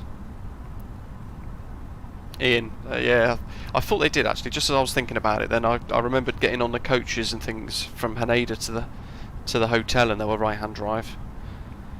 Luke's asking if I've been to South Korea. I have, yes. I've been to Seoul, which is really cool. Flying into Incheon. Crazy approach on the way in. I was sat in the flight deck, and we were coming in from the north, not less than 100 nautical miles away from North Korean airspace, and there was a big thing on the map, a big red border on the map saying "Do not fly, risk of being shot down." Absolutely bizarre. But love South Korea, it's fantastic. A little bizarre knowing how unstable the region is though, just walking around and exploring, knowing that any minute it could all kick off. Lucas has just been accepted into business school, congratulations, wants to become a flight ops manager. Yeah, awesome. I've got a mate who's done that, and he's got a cracking job, although not aviation related anymore. There's the Alps and Kai. Yeah, the downside is the polluted beaches. That's one of the things that put me off with Bali when we were looking.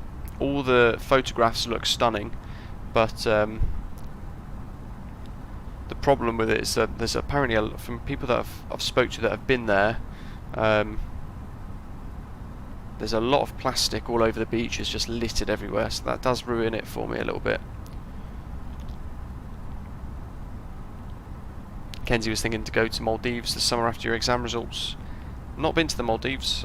We were looking at going this year, but you compare it against Mauritius, and everybody's basically told me that if you like diving, you go to the Maldives, but there's nothing else to do. So if you like to lie on the beach, relax, or go diving, it's perfect. So we've gone for Mauritius is beautiful. I went 2 years ago, and there was not one bad thing to say about Mauritius. But it's expensive. Aviation Simulation saying my Denim aerodrome is better than Nice. I'm not sure if I should be offended by that. I thought it was a bit better than I thought it was a bit better than Deimos Nice. Pilot Fest is hoping to do Aruba to the BVI, or Aruba and the BVIs. Nice. That's posh.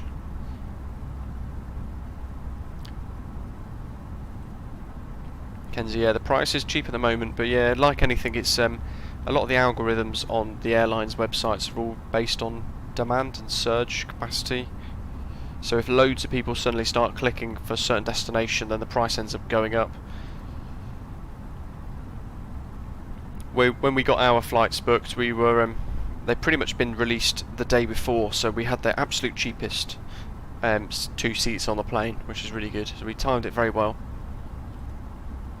Aviation Simulation, yeah, cost index does nothing at the moment. Correct. So I always do 25 just because that is Fly UK's cost index for the A320neo. TM, hello to you. And Paul saying we're going to have to do some spacing at some point. 3 minutes is not too bad, providing there's not very much backtrack involved, which at Corfu actually we should be okay with, unless we land on the southern runway and we come in over the island, then we would probably have to space, because there'd be a backtrack involved there. TM, yeah, wow, if you're coming from FSX to MSFS, you're going to be in for one hell of a pleasant surprise. The graphics are just so nice. Paul, yeah, if only we had a controller. We might get one. I've not seen Athens Radar on for a while, but usually they're online a fair bit. Kenzie's starting his private pilot's license, asking if I know if it gives us a better chance of being accepted into a flight school for an airline. You know what, it depends what you're doing. This is going to sound really bizarre. That's one of the things that actually stopped me being able to apply for some airlines like Flyby. So there's a new kind of pilot's license that's come out over the last 10 years called the MPL, and prior to that, historically, you would have you'd have to get your PPL, your CPL, and then a frozen ATPL, which was then it basically allows you to apply to work for airlines, and you'd have to hours build. You'd have to get a certain amount of hours before you could then go across and apply to be an airline pilot. And providing you got those 3 licenses, you got your frozen ATPL and a minimum hours requirement, the airlines would take you on, and then they would give you your type rating training for your aeroplanes that you're going to be flying on. So for example, we'd be given a type rating for the A320 family, and fly the A319s, 20s and 21s. But airlines over the last 10 years, just as I was going through one procedure, they created something called an MPL, which is I think it was a multi-pilot's license, which is a direct access, a start to finish course. But to do that, you had to have, for a lot of airlines like Flyby, the British Airways MPL, the EasyJet MPL, the Virgin Atlantic MPL, bizarrely you had to have almost 0 flying experience, which meant that I was ineligible for the MPL, which was quite frustrating. But what the MPL is you start from nothing and you work from day one based upon that specific airline's procedures and qualifications and things like that. So you work to join a specific airline. But bizarrely, it meant that I couldn't do that because I had way too much flying experience. I had about 500 hours at that point from doing flying instructor stuff, and so it came at a really bad time for me. But there's an MPL entry route. It's all, of course, ground to a halt and stopped at the moment because of COVID. And and I'd imagine there will be some sort of pilot recruitment freeze for the next 5 or 10 years again. So I would consider holding off. It is a lot of money. It's about £120,000 at the moment to become an airline pilot, and it's a substantial amount of risk, knowing that there's probably not a job on the other side. The industry being in turmoil. David wants rock, paper, scissors to decide who lands first. Nice. Maldives will be fully underwater in 50 years. I think you're right. Yeah, I think they are. It is slowly sinking.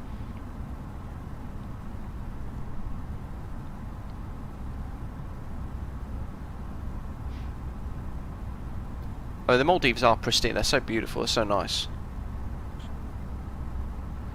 Lucas loves landing in Corfu. Remembers Thomas Cook 757 had a great flight. That's nice. Tech Raj wants a hard landing. I did one of those 2 days ago by accident. Crash Desktop's asking, what is the Europe version of a comparison to Las Vegas? Cool, that is a very good question. Not sure actually. Maybe someone in the live chat could help. What's the Las Vegas equivalent of Europe? Monaco? I'm trying to think where there's loads of casinos. I guess Monaco, where all the celebrities go, but I might be wrong. TM, it depends on your spec, as Paul Brown's saying. Ryanair's got a new base coming up in Belfast City with 8 destinations for aviation simulation. Nice, didn't know that. Don't really follow that too much. Ian, scenery looks naff compared to yours, but everything is an ultra. Have you checked your photogrammetry settings? You haven't got data switched off in sim menu? As Kai's just saying in the live chat. Sorry, I'm really behind the live chat. I'm trying to catch up.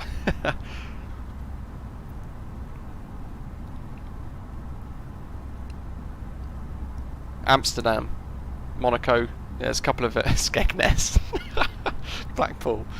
Oh dear. I love Vegas. Vegas is fantastic, but you can spend a whole lot of money in about 2 days. I've been to Vegas a lot, but you don't really want to go for more than 4 days unless you want to bankrupt yourself. Let's have a little look out these windows, shall we? Get the next view. That's pretty nice. Look at that river down there. That's fantastic. Pokwi, yeah, that's the weirdest thing that I could never really understand. They basically said to me, "You've got too many hours. Really sorry, but you can't apply for the for the MPL." And I tried to join the MPL scheme for EasyJet, British Airways, and Virgin, and Flyby, and all of them different requirements. Flyby had a weird one. Flyby said that you could not have more than 25 hours flying experience, and I had well over 500. So I couldn't do that. And I think British Airways had a limit of 50 hours. All very bizarre, but destroyed a dream for me. So I have to live it on a simulator. Maybe one day I'll have enough money to chase the dream in the future. I'd love to do it. Simon, that's a great question. Yes, yeah, it is. You wanna get the tyres down. It also depends on the aeroplane. So in the simulator, everybody's trying to shout about butter landings, which is great because it looks fantastic. But you typically want 200 to 400 foot per minute for landings. In a 737, for example, you have to. Everybody says Ryanair land quite hard. They do tend to land quite hard, but you have to land the 737 a little firmer than you would an A320, just because of the way the aeroplane systems work. So you need to tell the 737 that you're down by having a bit of a firm landing. So quite interesting. Little quirks of different aircraft and things like that. Kenzie's saying Swindon's the Vegas of Europe. Maybe Slough. You've been watching too much of The Office. And Kenzie, TBO was one of the notifications early. Nice. Pilot Fest, I think so. A lot of the MPL stuff the way all of that works, they on day one they pretty much give you all of the manuals for. Say for example, I'd apply for EasyJet.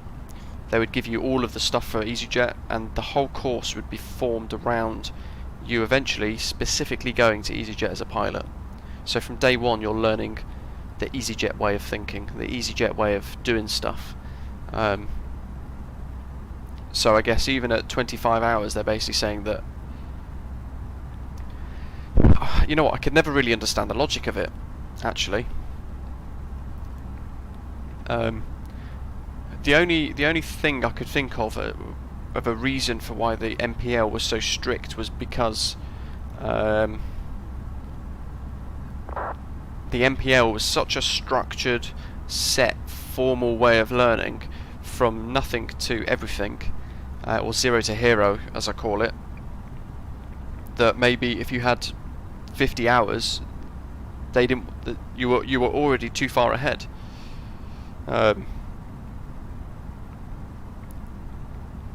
Which the specific course was designed for you not to be. So it's bizarre. I don't really understand why they've done it. It raised a lot of eyebrows at the time, and it ruined a lot of dreams as well. Because a lot of these airlines at the time when I was going through it all, and the MPL appeared and came in, they basically, a lot of these airlines said that unless you've got an MPL, we're not going to take you. Paul's asking what's an acceptable G rate for landing, as I can get a low FPM, but not sure what an acceptable G-force is. Just around 1 to 1 and a bit. 2G is a fair bit, but obviously a firm landing is probably going to be near a 2G. And yeah, flight school, Lucas, sorry, flight school is really expensive. It's about 120 to 150 hours. £150 per hour. Kev, hello. You've got an MPL. I'd love to have. You know what? I really wish that a couple of years after I started trying to chase the dream, I had the ability to do that. Still wish I did. Regret it every day, actually. Bizarrely. There's Nice down below, just off the nose. If you can see it down there, there's Nice Airport. LFMN, I think it is.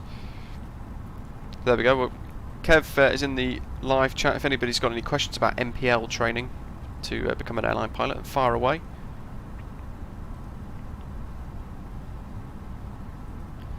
Luke, that's a great question. So they contractually tie you in, or at least the last time I looked at it. Kev could probably help answer that a bit better. But you basically sign an agreement for your MPL to say that you're going to work for example, EasyJet for X amount of years, and if you leave before a certain date, you have to pay the airline back. And FS07YT, hello, if you take flight lessons at 13 years old, does it go towards your total flight time? For me at the time it did, because it's all logged on a logbook. When you start your flying lessons, as you'll find out, as I did at 13, everything gets logged in your logbook, because eventually you're working towards your very first solo flight, and you need a record of hours, and show sort of how many hours you've done and things like that. So it's all very closely logged and monitored. Kai is about to fire some questions at Kev. Go for it. You know what? If there's a pilot in the live chat that's got an MPL, get all the information you can. If you guys want to chase that dream, then yeah, it's great. Ethan's Aviation's saying flight schools in the UK are too expensive. Might do yours abroad. A really good mate of mine actually did exactly that. He went off to Florida. He went off to Florida for a year and did all of his stuff over there, and got an FAA license, then converted it in the UK when he came back. And he, prior to COVID at least, he was worked for Ryanair, and then he just started flying for British Airways on the 747-400s, and then coronavirus struck, sadly, and he's now out of a job.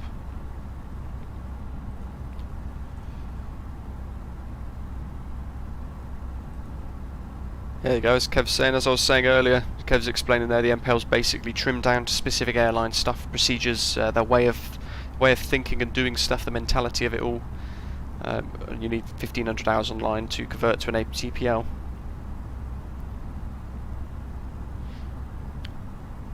Ed, good question.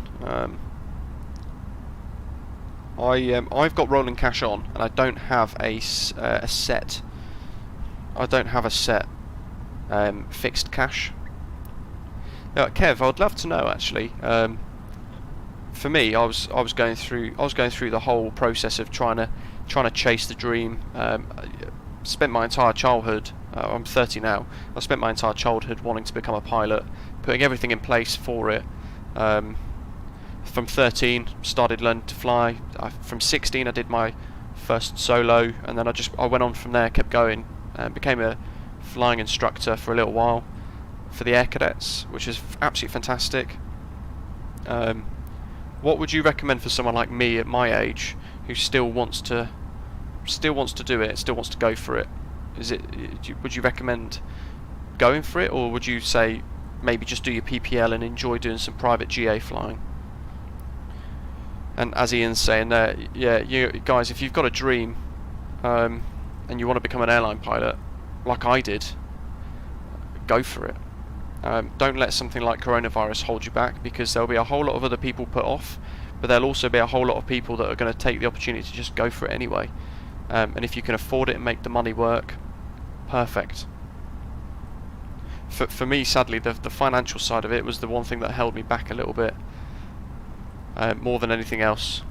I was absolutely putting everything else in place for it, but it just didn't really work out for me. Very sad. I'd love to do it. I actually thought for a little while. Kev, I'm 30. I actually thought becoming cabin crew for a little while. So once I couldn't afford it anymore, and I stopped, I actually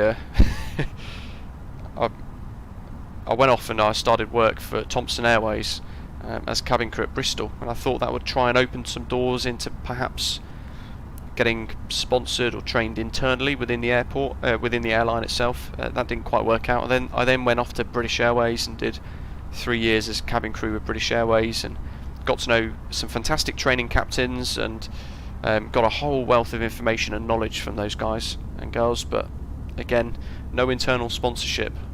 So, and I definitely, the wage was so bad. The wage was so bad that I couldn't afford to do flying training as cabin crew, because it was £12,000 a year salary. So that made the situation worse for me. Garlic Games, it's 13 as well. Nice to start saving up.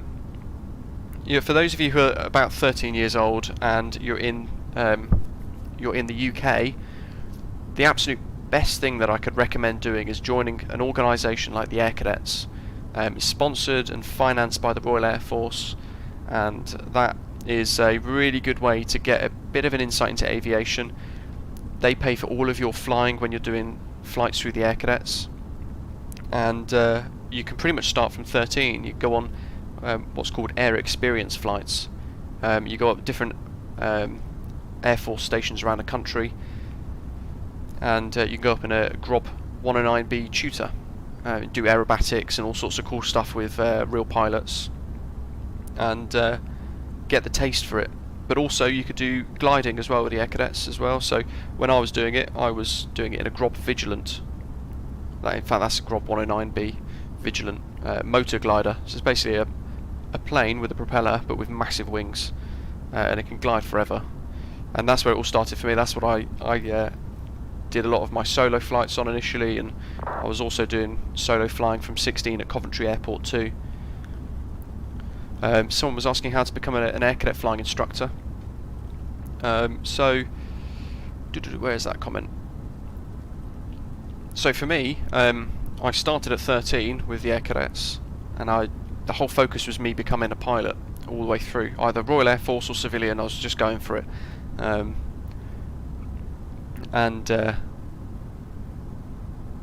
Effectively, I did my solo at 16 with the Air Cadets, but I also did Paul, please don't. I also did my solo at 16 on the PA28 as well, so I did 2 different solo flights, one for a PPL, one for the Air Cadets. But the way the Air Cadets works with volunteer gliding squadrons, what effectively it is, you start at 13, you do a whole load of experience flights to get you basic knowledge and a little bit of exposure to it all. Then at 16 you can apply for a gliding scholarship, and you go through all of that stuff as well, so that you can get your glider solo training, and then you can keep progressing. So there was then categories, so you could then continue on to becoming instructors and flight staff, which is what I then went off to.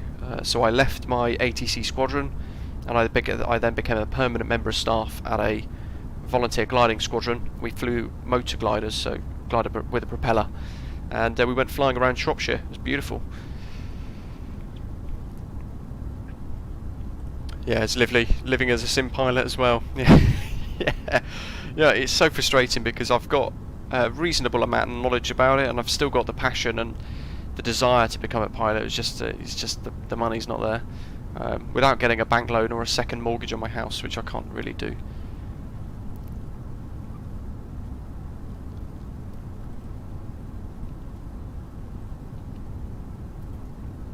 Kev, that's fantastic. Yeah, and the cockpit guarantee was the real big one for some of these airlines. They weren't offering a guarantee of employment at the end of your training. So even for some of these guys on the NPLs, you ended up going into you're going through your NPL. And, take Flyby for example. Real tragic sort of story. Some of those pilots were getting towards the end of their courses, and the company folded. And that was the end of that for them. Unless other airlines absorbed them into their course. But the problem with the NPL is it was specific to, like Kev was saying, it was specific to a particular airline, whether it be EasyJet, British Airways, Virgin Atlantic, or any of the others. And to then just switch to another airline would be pretty much difficult, because you were learning all the procedures for another company. All the company policies, procedures and rules, the mindset of it all. Ethan, missed the chance for Air Cadets at your school. It depends how old you are. Even if you're 16 now, if you've got a local Air Cadet squadron nearby, go for it. Sign up, join it.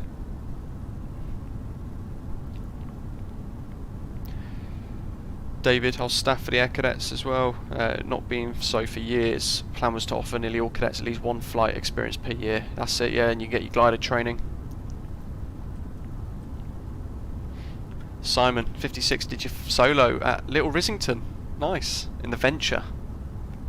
Awesome. Mine was all at, David was at Turnhill. Mine was Cosford.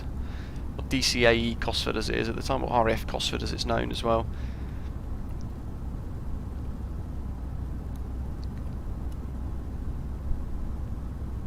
Kev, nice. You know what, I was really pushing for great grades at school, but I did fairly well on a lot of things like geography, but I always struggled with maths, and I always struggled with physics. Even though I understood physics, especially maths, I really struggled with it. But yeah, if I had to apply it in principle, then especially for aviation related stuff like working out a top of descent, then I'd do it. But the rest of it, all the weird stuff, Pythagoras and whatever it is. Weird and wonderful stuff in maths.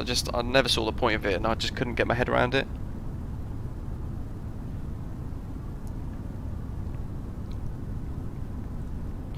Whiskey 2 Shots was asking when the EGBB update will come out. Hopefully this weekend. TM, if you're 13 and you're in the UK, I really recommend joining the Air Cadets, and you get some flights through them. You can really experience a few bits there. The Air Cadets have got some really good schemes as well. Every year they have a pilot scholarship scheme. Wish I lived in UK. Matt's awesome, thank you very much. So the Royal Air Force sponsor the Air Cadets, and effectively, 2 seconds.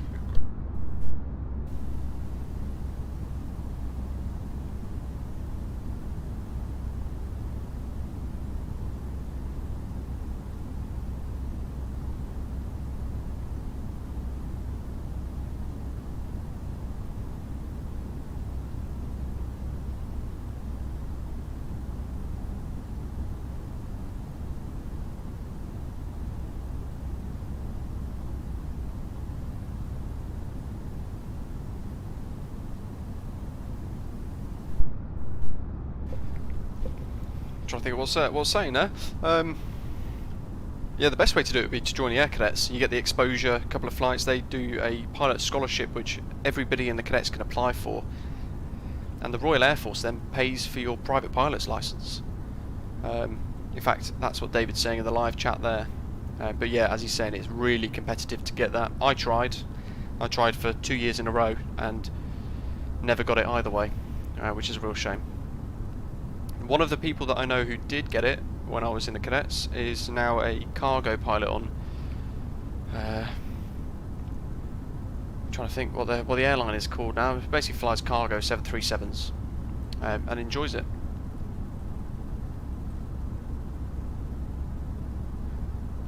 Luke, I'd love to instead of being a pilot, would I like to become an ATC? I'd love to do ATC, but the problem is with that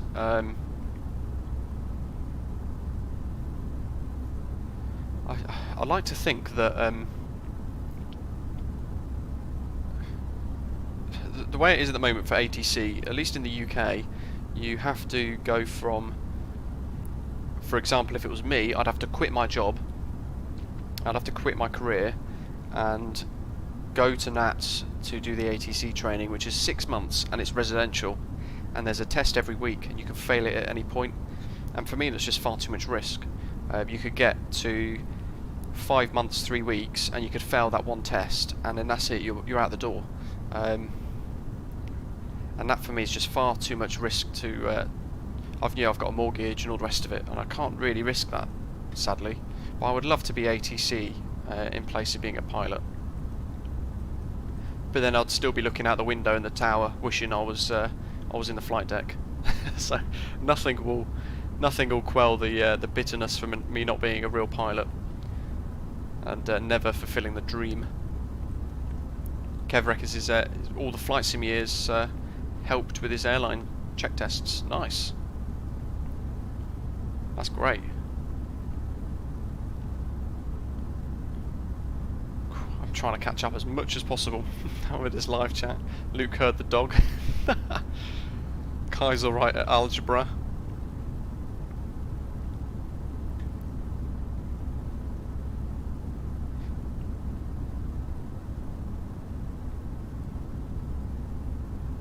Garlic Games in the US. I'm not sure if you guys have anything similar to the Air Cadets. So the Air Cadets is part of the is sponsored, financed part of the Royal Air Force in the UK. So I'm not sure if you guys have something similar with the US Air Force. I'm sure there must be something. Be interesting to know if you do or don't.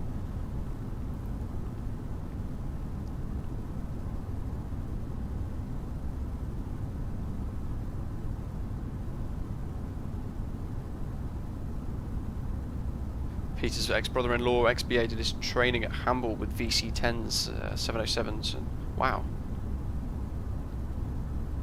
that's awesome.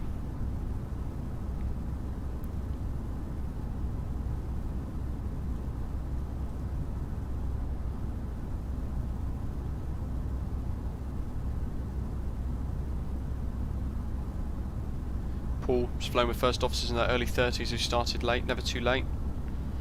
That's always reassuring to hear. It's the money though is a real killer for me. But I'm really tempted to. I think about it all the time. Especially what I'm doing now, not necessarily associated with Heathrow, but I work in and at Heathrow, and I'm airside quite a lot, and I love it. But I just can't. Every day I'm like, where's that aeroplane going? I wish I was in the flight deck. And there's somebody else at work as well that I work with he's just done his PPL actually, but he's in a similar boat, mid-40s though, wishes he was an airline pilot.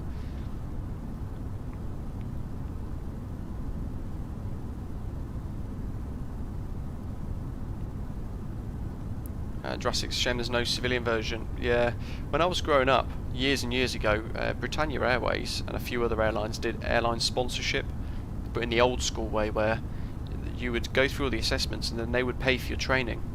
But it ended about 4 or 5 years prior to me being old enough to even apply for that, sadly. So again, that was another opportunity that I missed out on. strange how the world works.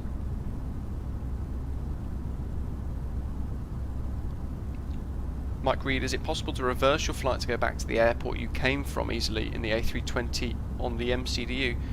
You can't actually, although on flightsim.to there is a free tool called Flight Recorder, so you can record it from the start. The island of Corsica down below, and you can pretty much stop the recording and rewind it and go back and forth. And what we'll do when we are committing to our approach and we land at Corfu, I'll get the flight recorder on, and I'll once I've landed, I'll stop the replay and I'll replay the whole landing back from an airport view and maybe a passenger view as well, which would be quite cool.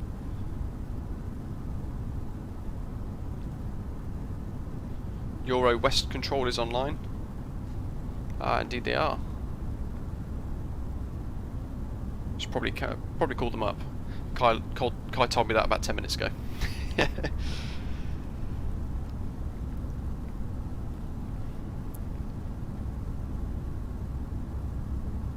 Jurassic, yeah, Lasic's always a good one. Simon, yeah, the train station at Cosford, right in between the base and the airfield itself. Well remembered. Wow. Philip's got his PPL night rating and instrument training, but got too expensive. Yeah. You were fairly close though. If you were, the CPL is not too distant from the ATPL itself. Once you've got all the rest of it. But again, yeah, you wouldn't be able to leave your real job because of a pay drop. Yeah, there's a lot of barriers for getting into aviation, sadly.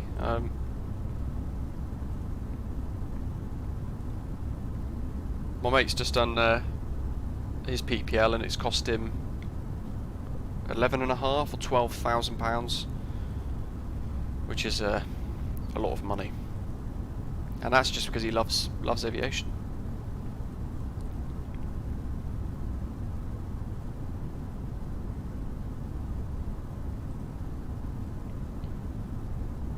Yeah, as David's saying, for those of you in the UK, Air Cadets isn't just all about flying. You do all sorts of cool stuff as well. So shooting, camps, all sorts of stuff. Great exposure into the Royal Air Force as well for those of you who might want to consider a career in the military.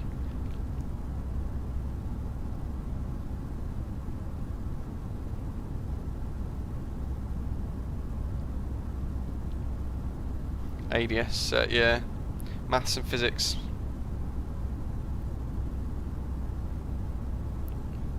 Same thing for me. I just never understood weird, pointless things that I'd never use in life. So they never went in my head.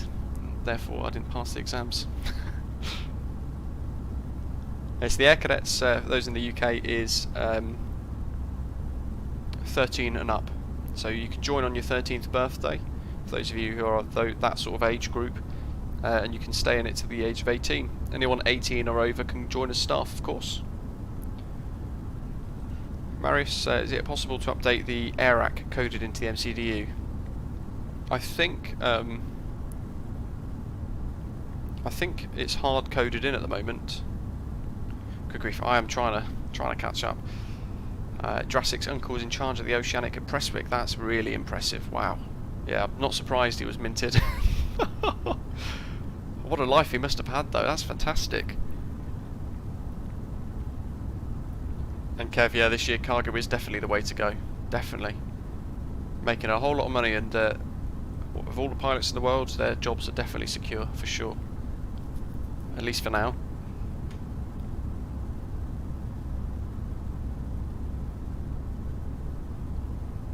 And yeah, as Kev's saying, 90% of ATCs are sitting in a bunker. Yeah, or in a ground room without any windows. Aviator, nice one, thank you, welcome to the channel. Thanks for subscribing.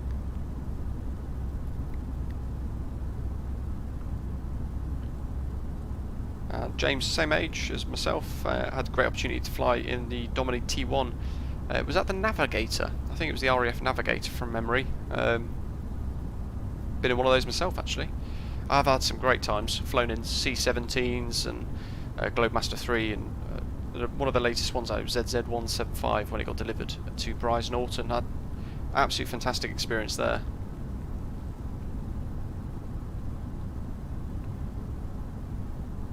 Paul, awesome.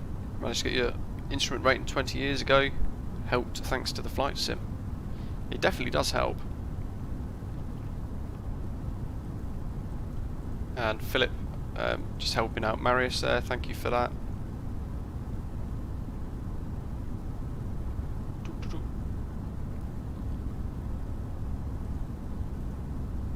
Garlic, yeah, that'd be the day, wouldn't it?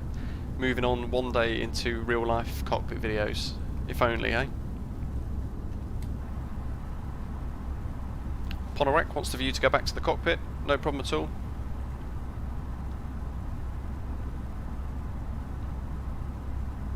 Ian applied for Air Atlantic, well no, Atlantic Airlines flight training at Coventry, but didn't get in. Yeah, that was another option for me. I did Midland Air Training School. Aviation Simulations pointing out Bastia down there.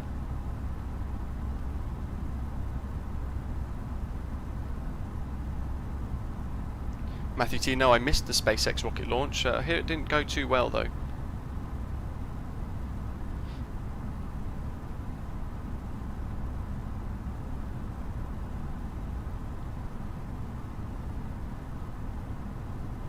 Aviator, greetings to you as well. Thanks for tuning in.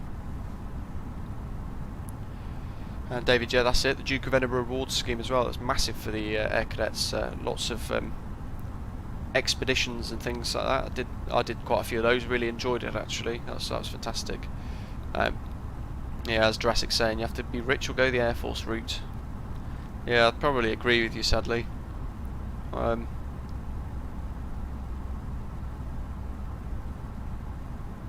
my mate who ended up at BA on the 747s, he went into the Air Force for a little while. Budget cuts swept in and ground all that to a halt. So he left, but his parents thankfully were in a position where they could just pretty much help fund his entire training. So he just went off to Florida for a whole year and did all that. Came back as a fully fledged, or fully qualified and licensed up pilot.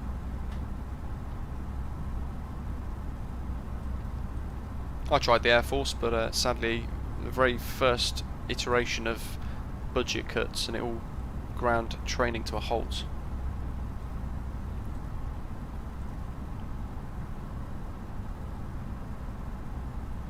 Yeah, but as Pilot Fest is saying, yeah, the moment when you go solo for the first time is amazing. It definitely is, yeah. And for me, it never got boring either. Never ever got. I did quite a few solo flights, solo cross country and a few other bits, and it never got boring. Loved every single second of it. Bad weather, good weather, thoroughly enjoyable. It's something I always, because I was doing it there and then, it was the dream. You just live in the moment of it, and flying solo is great, looking across and seeing nobody next to you. It's all down to you.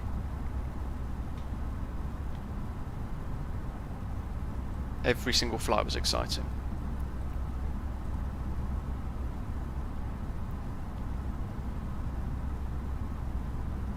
Garlic, enjoy your Zoom call. Aviators, Dad is about to become military cargo pilot. Quite cool, that's very good. But failed the final test. Sorry to hear that. Aerodynamic sim, he's got a broken sim. Sorry to hear that as well.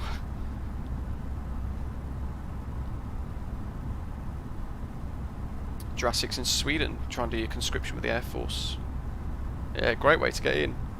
When I worked for Thompson, for example, a lot of the pilots that I flew with there were all ex-military, in one form or another, whether Navy or Air Force. So that's definitely a good way in. Do minimum service in the military and then leave for an airline.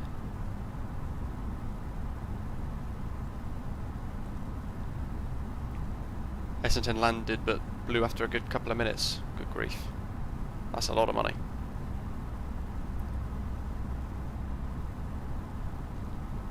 Paul wasted time going on to Eurocontrol. I haven't even bothered. He's not bothered to call me up, so I'm assuming he's just not interested in controlling us.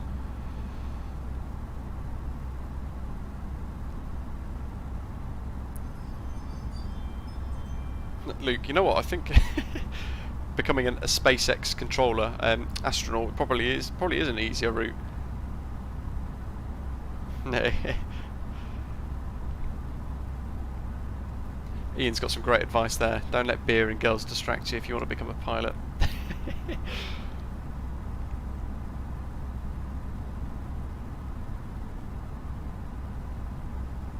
Adam Robinson, if you've got the A330, you need to make sure that you've uninstalled the A32NX because it doesn't work with that installed. Or download the mod on flightsim.to, and that will help you get compatibility between the two. Jurassic Light, all the cash is going to the Navy. Always has. Silver service. Always has been thrown at the Navy. Cash.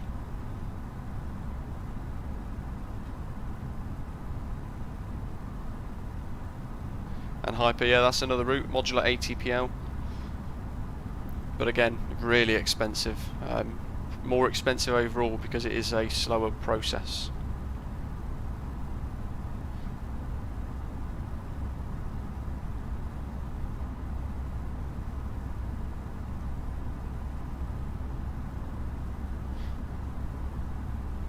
Jason McLovin's asking if EGBB has a big runway. Can't remember. Yeah, big enough. Let me find out. I'll tell you exactly how long the runway is there. 3,052 metres, or 10,013 feet, apparently. Aviator wants to become an aeronautical engineer at some point. Yeah, go for it. Always keep chasing it, even if it's struggling.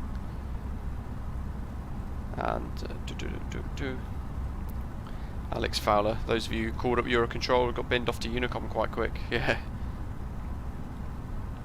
Mike Reed, you need to make sure if that's flashing and you're above your transition altitude, press down on that arrow there, like I've just shown you here, and it puts you on standard pressure.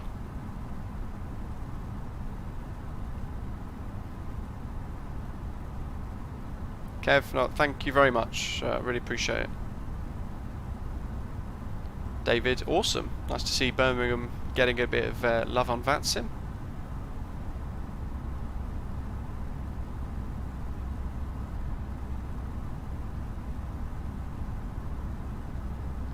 And Towers online. As in Corfu Tower or Birmingham Tower?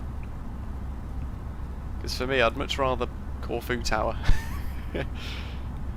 How are we doing? And Aviation Simulation is nearly twice as long as the airport at Skiathos, the runway at Skiathos.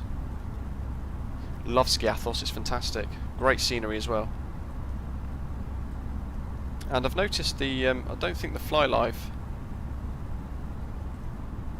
thing's working, so let me refresh it. I was just noticing the overlay. I was just checking the overlay was up to date, and it doesn't seem to be up to date.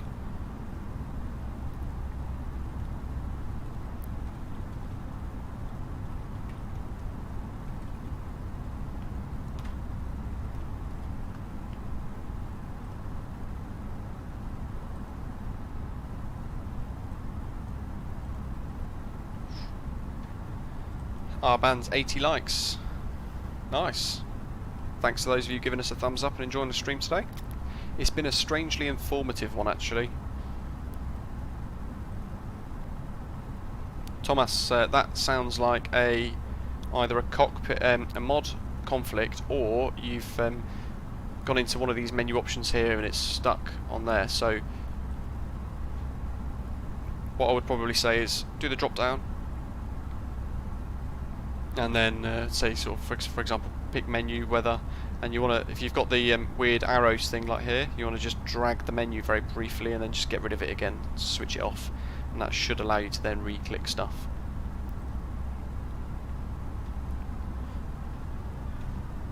David, only Athens online and Greece sadly. Shame we haven't got Athens radar, because they would be giving us control. That would be good for us. Matt's close to 4K.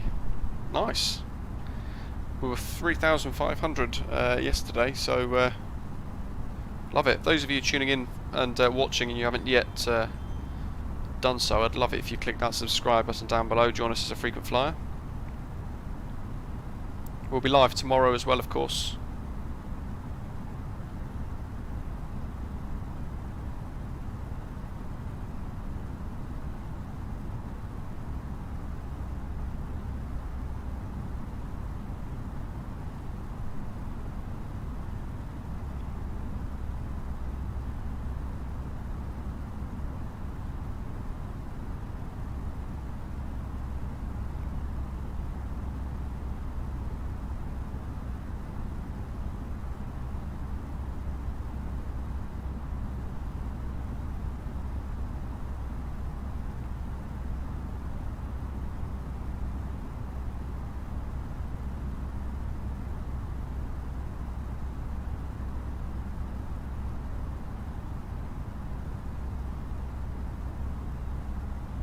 Just replying to an email from a developer, Alex, looking at Volante, everyone looks close.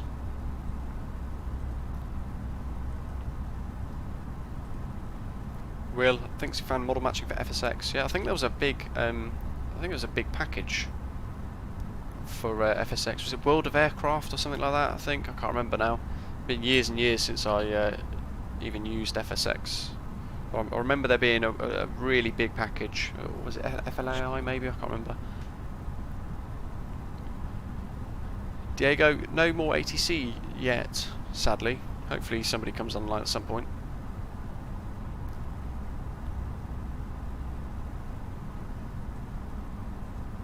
TM, snowing in Stockholm in March. Nice.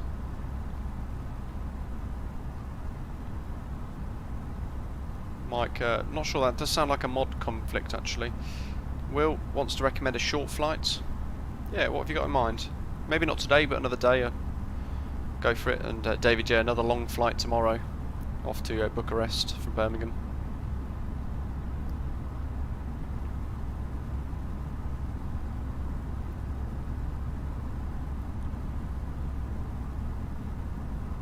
George's FS, so TCAS.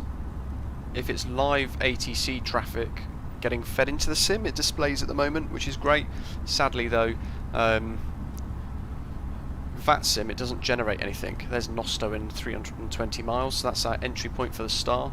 So probably start putting in our destination data soon. Obviously the overlay seems to have updated itself now, thankfully, as well, which is good.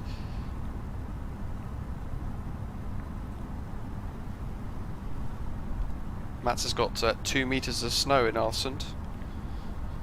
Not much snow here this year for the UK.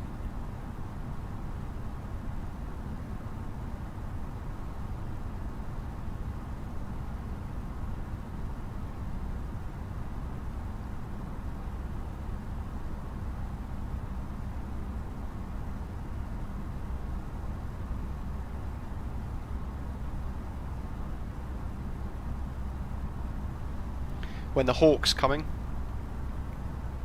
Ethan wants Corfu to Skiathos. Yeah, sure. We did that in a Cessna Caravan a little while ago for a group flight, but yeah, I'll do that in a small aircraft, perhaps even like a CRJ.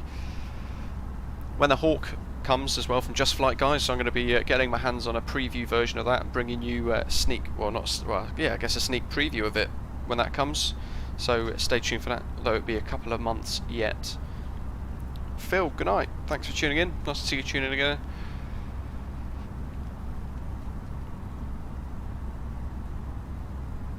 All Scottish ski resorts have had their best snow in years, but all are closed. Probably a good thing for the environment as well, letting it all reset.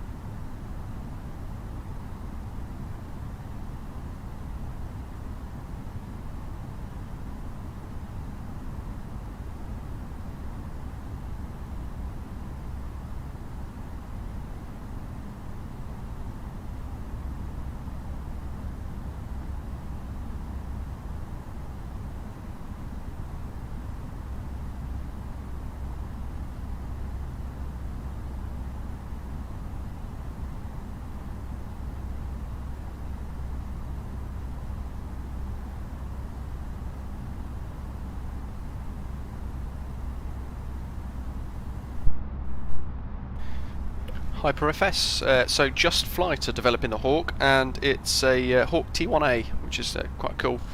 It's of course used by the Royal Air Force and various other air forces around the world. Red Arrows as well, most notably, and the Flying Training School, or EFS, at RAF Anglesey for the new fast jet ratings.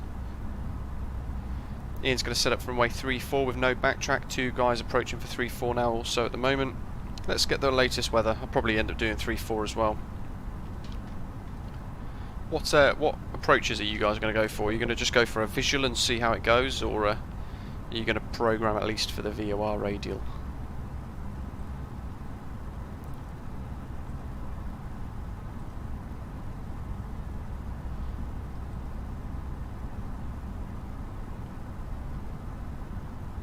Mike Reed, anyone flown over Chernobyl yet? No, actually,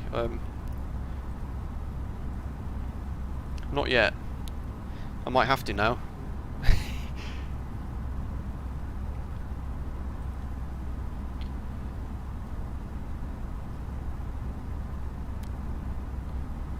TM asking what joystick do I recommend. I've got the Thrustmaster T-Flight HOTAS X, quite a cheap little kit, really good. Winds 220 at 6 knots at Corfu.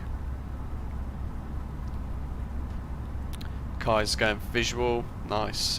Ian's going to RNAV.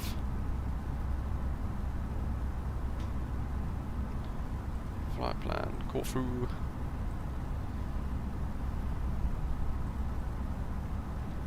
Let's have a little look, see. Approach. Charts list.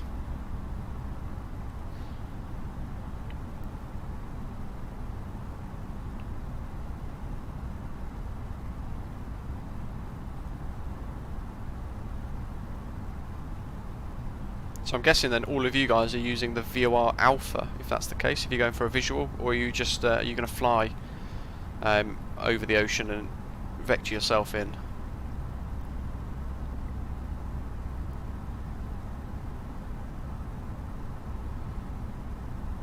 Luke's asking if I'll be able to keep the rate of content on the channel and streams once COVID's finally over. I hope to. I've got a real life full-time job though, of course, so I do try and balance all of that as well, making sure that I'm doing content and everything on my days off to bring you guys as well, of course. Dougal, no problem at all. Welcome. Simwings support, guys, for those of you wondering who Dougal is.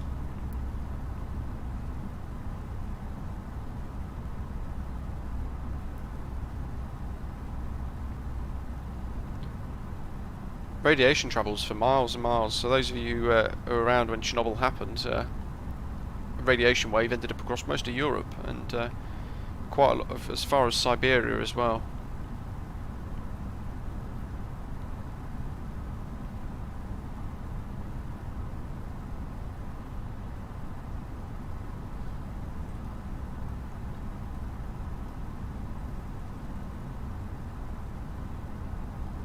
So there's some visuals.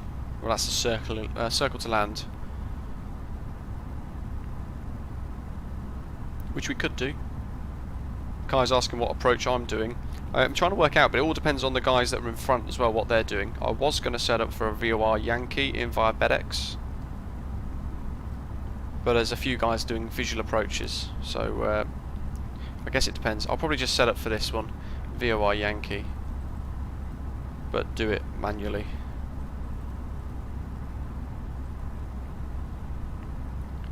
Via BHX, and we are coming in via the Nostia 1 Juliet, I think. Let's have a little look. Yeah, Nostia 1 Juliet. Via BHX. Lovely, that's what we want. Looking good.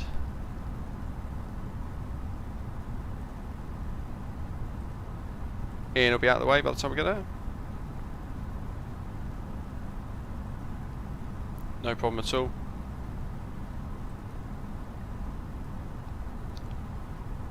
There's Italy, or parts of Italy at least.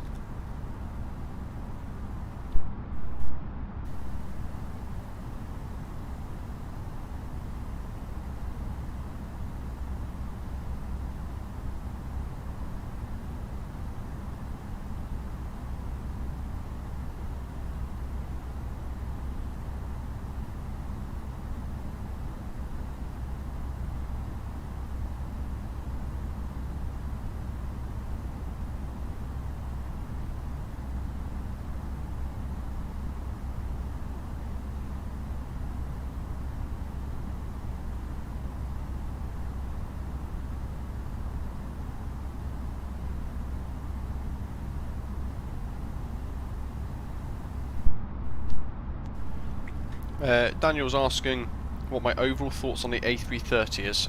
I would agree with you. It's version 0.1 beta, so I guess can't really expect too much from it. But I did find it very rough around the edges. Just make sure I haven't clicked anything putting that in. Good. I did find it very rough around the edges, and it's really difficult going backwards to a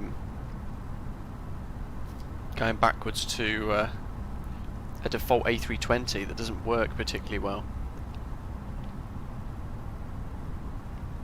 Let's have a little look at the arrival. So we're going to want a continuous descent down to 4,000 basically. So we need basically 100 miles. Thanks to our top of descent calculator. And we need to be level, kind of where that decel point is there, 4,000 by that D marker. Because then we'll be at bed X. So just coming over Italy still, and then we'll be over the Adriatic Sea. I think it is. Yeah, A330. It's a shame that they haven't got the level of complexity or the sort of system depth that the A32NX has got. It is miles and miles and miles apart, so it's very difficult pushing back and going into that default A330 sort of A320 Neo style of flying. And the sounds are horrendous. I've told them that as well. The sounds are just imports from FSX by the sounds of it, and they are horrible. So that's stuff that they really need to fix, because it's kind of almost unbearable to listen to. But at the same time, I think it's better than the Asobo 787. TM, not yet, no. All of the pushback add-ons require some sort of input still.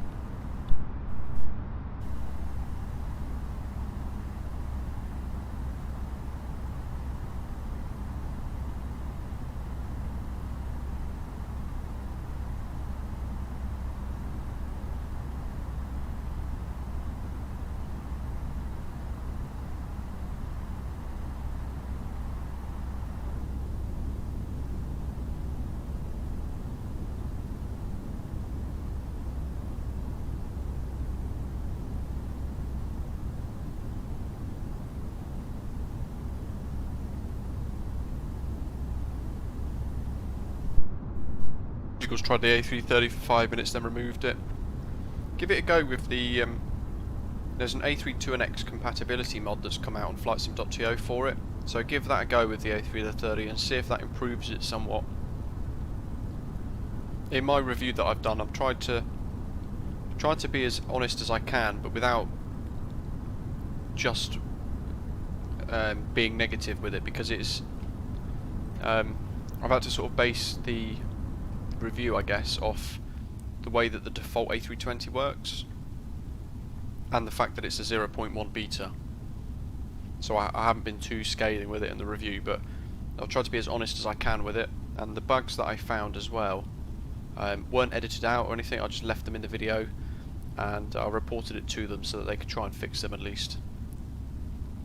Little reminder for those tuning in now, we're in the Air 2000 Tapestry livery, just before it became First Choice Airways, and then later Thompson Airways, then TUI, as we know it today.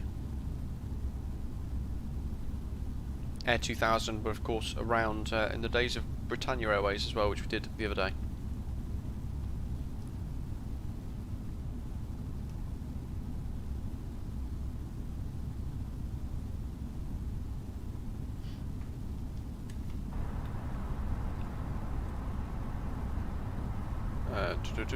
Mike Reed, what's the expedite button under the altitude knob for? Yeah, as Ian's saying, sorry, I did just catching up with that. It's so if air traffic control tell you to expedite descent to flight level 120, for example, you would select 120, and then you'd arm it, and then you'd press expedite. Same with climb. If you were getting a expedite climb to flight level whatever, you would arm the whatever altitude and you'd hit expedite button, but this doesn't do anything yet. So as you can see, I've pressed it, but it's blank. If I press 34,000, it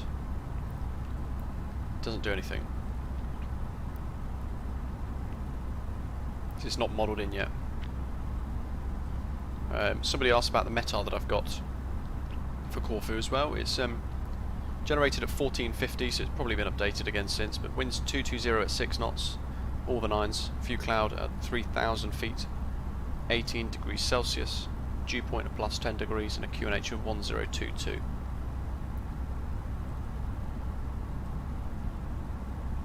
So, getting a bit close now actually, so let's go through our charts. So let's bring up Navigraph.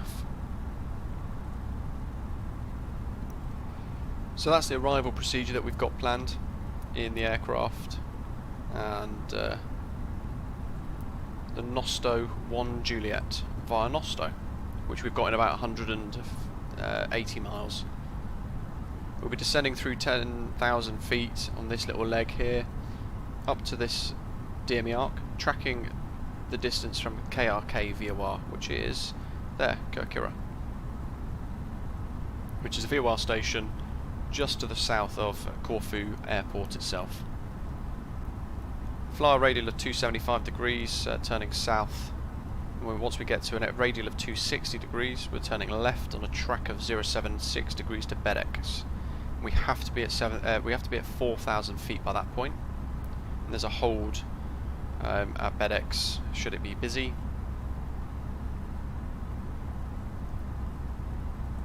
And then we've programmed for the VOR Yankee for runway 34, and that shows it from BHX.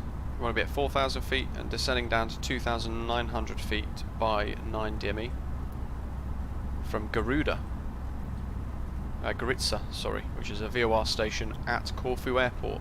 So we switch from tracking Kirkira VOR, which we can see on the right hand side of the screen, and we then switch to track the Goritsa VOR, which is going to be our final approach, with the final approach course of 343 degrees.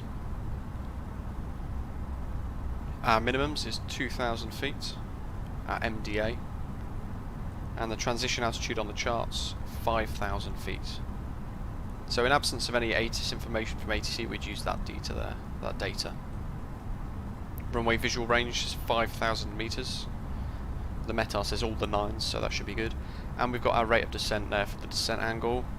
For final approach of 3.4 degrees as well, so track FPA will help us there. And there's a circle to land as well, so if we were coming in from the south and we wanted a circling approach, our MDA is 2000, we'd do a circle to land, which I've done lots of tutorials on, of course. But level at 2,900 foot from the plates. And once we get to 9 DME from VOR, Goritsa, still tracking, and then we will get to 8.8 DME, which is 7.9 nautical miles to runway 34. We then start that 3.4 degree final descent to the runway. Missed approach. We have to climb. Wrong button. Just knock me throttle out briefly. There we go, that's better. We have to climb, turn right, max 185 knots onto a track of 159 degrees, and then we have to intercept the radial of 114 from Goritsa and fly that radial of 114 until 18 miles. Then we track the 20 DME arc all the way back round to EGBB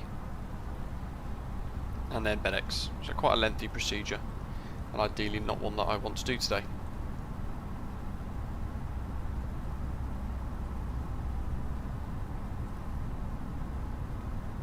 Mike Reed's asking if it's worth buying rudder pedals. Good question. I've got them. I find them quite hit and miss. So sometimes they work very well, sometimes they don't work at all. During takeoff today, I was using the rudder pedals, and it was quite difficult just to get a bit of gentle control with them. Garlic, no problem. I've got, if you've watched all my tutorials on how to get started on Vatsim, hopefully they give you a bit of confidence. And then, you know, if you've watched all those, I'd say just throw yourself into it with the pen and paper handy. I've now qualified as a Vatsim ground controller as well, so hopefully I'll be able to bring some streams every now and again so that you guys can get clearance and taxi with me as your controller to try and ease the pressure for those of you who might want to get started. Most difficult thing is getting the confidence to press the push to talk button, but once you've done it a few times, then you couldn't really imagine flying on the sim any other way. Yeah, ChartFox is a fantastic free resource for charts. It requires a Vatsim account to be able to get them. Or if you're in my Discord server, there's a Metars charts channel, and you can use that, and you get Jefferson charts through that, which are pretty much the same as what Navigraph use.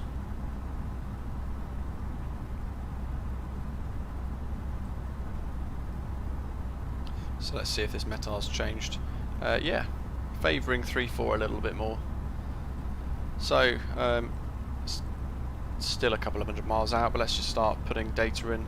QNH 1022. Temperature 17 degrees Celsius, lovely and warm. 240 at 7 knots.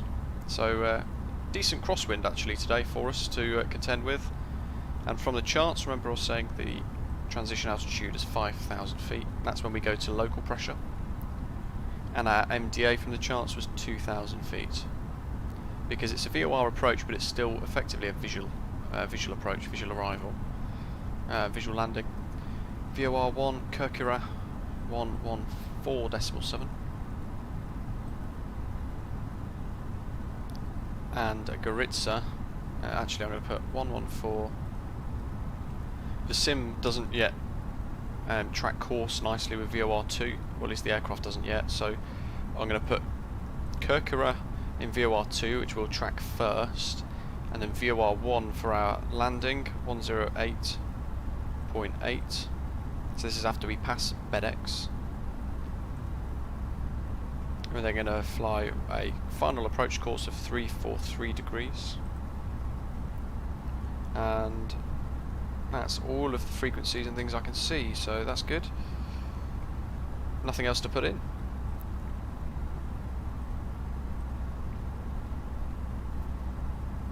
So we've got the approach page complete, ready to go. There's the go around page there for us, and thrust reduction. It's probably not going to let us put anything in here.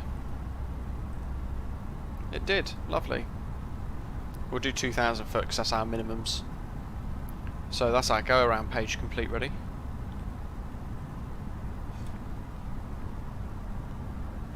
Kai needs to start his descent at 60 miles.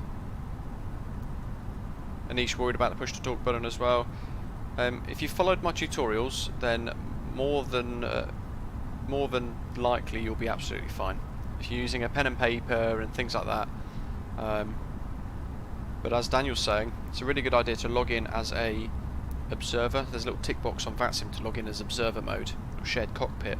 Click that, park somewhere right out the way, and then just tune the frequency and just listen. Don't transmit or do anything, but just listen, and listen to what people are saying and doing, and put in your remarks that it's your first Vatsim flight, because controllers can see that, and then they will give you a bit more time. They might give you your clearance a bit slower, and generally just try and help you out where they can.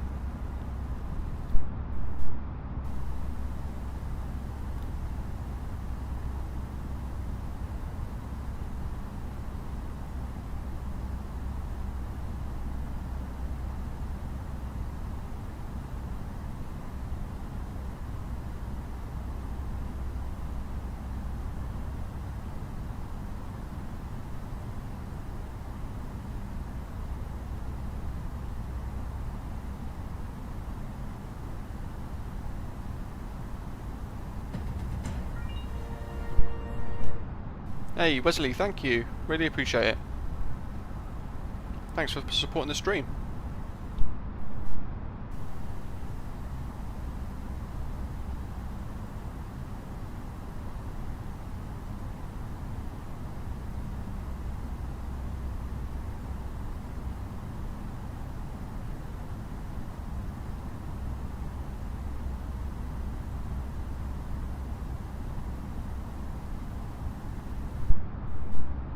Ralph, hey there, Ralph here. Thank you. Well, you're welcome. Garlic, I'm glad the tutorials have helped.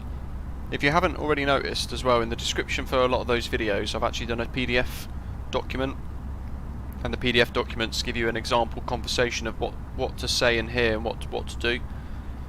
So if you haven't already done those, downloaded those, go and check them out. Download them, they're all free as well. And you can download those PDF documents, basically helping you get clearance and your taxi and things like that. And there's like an example of the little piece of paper that I use when I'm writing down my taxi instructions. And hopefully they help as well. Anish, yeah, I'm really excited for the Flybywire A380. That's really good. Really good progress actually being made on that so far. And an announcement I'd imagine coming soon from them as a bit of a teaser to show the progress that they've made. Yeah, as Daniel's saying there, that's probably one of the biggest pieces of advice that I could give anybody starting on Vatsim. Don't go straight to a massive airport like Gatwick, where it's really busy. There's loads of departure routes and arrival procedures and complex taxiway routings, and busy. You know, it's just generally quite busy. Use somewhere small like Edinburgh, Birmingham, even Bristol, somewhere where there's only 2 or 3 departure routes, 2 or 3 arrival routes, and there's 1 runway and maybe 5 taxiways at most. Because then you just get used to having that transaction with the controllers, getting your clearance, getting your taxi instructions. There's less taxiways to write down and worry about as well. So that's a really good way to start.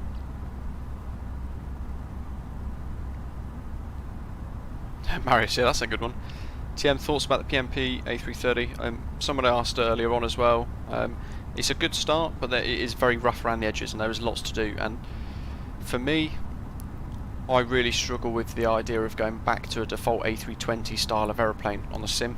Now that we've got a complex, the complexity of the A32NX, I really struggle to go back. So it was good to check it out, but it's probably not something I would use very much until it's at a similar level that the Flybywire mod is at now. I think that's probably the best way to describe it. What's this? Winds 240, weren't they?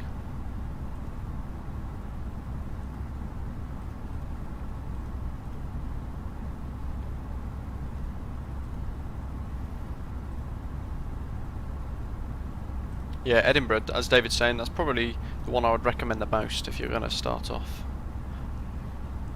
240.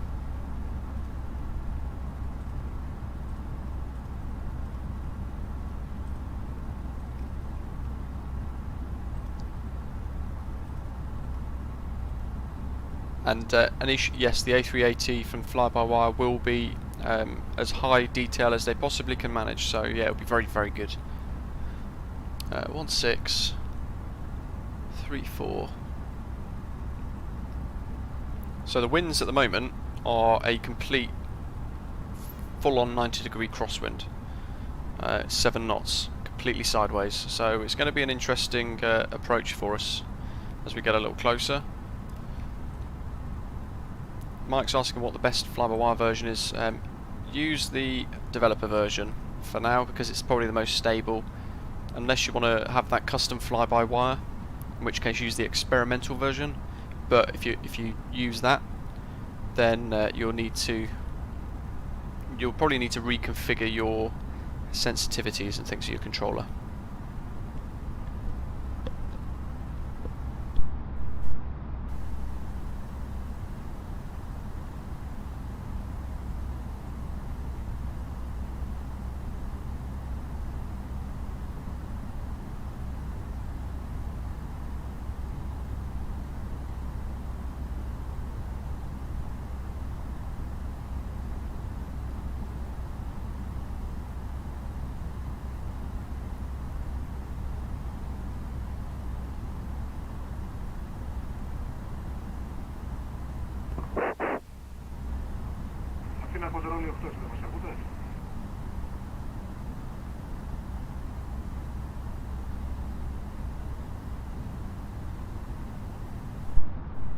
Online, and he's just dropped off, so I think he's just gone back offline.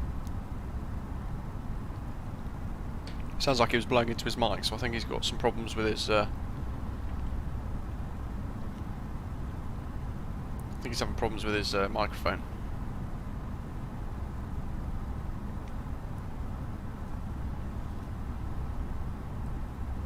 $120. I need to start descending soon though, so hopefully he sorts himself out. He's back on. Daniel, definitely. Yeah, people need to remember that Microsoft Flight Simulator is only 7 months old and very early days. 0.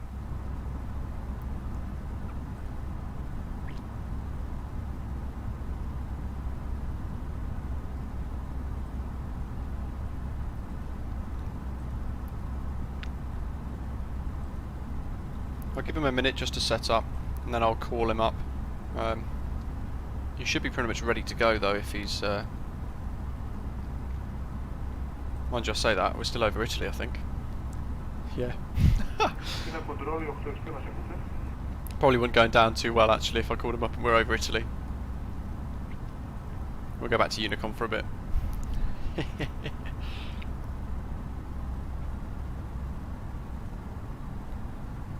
Yeah, I don't think he'd be too pleased. So Athens radar then is going to control our descent, the latter part of it at least, when we get towards Nosto. We're pretty much approaching the sort of heel of Italy now.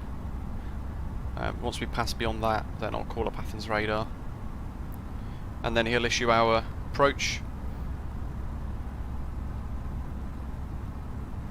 runway, and all that sort of stuff, and give us further descent and vectors and things. It pretty much covers most of Greece. Garlic, no problem at all. Enjoy your Zoom meeting. Thanks for tuning in.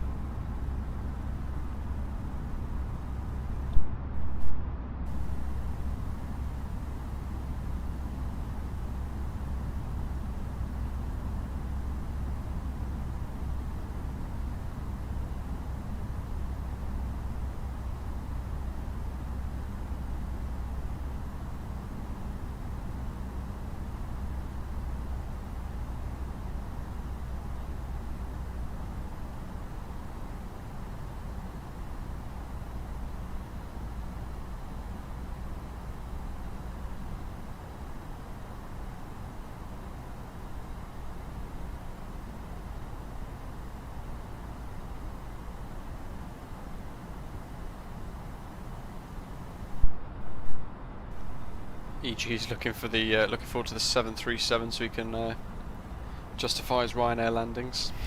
Nice. The tilty. There we are. Smashing off the other side of Italy. Some great scenery. And a great livery made by Paddy on flightsim.to.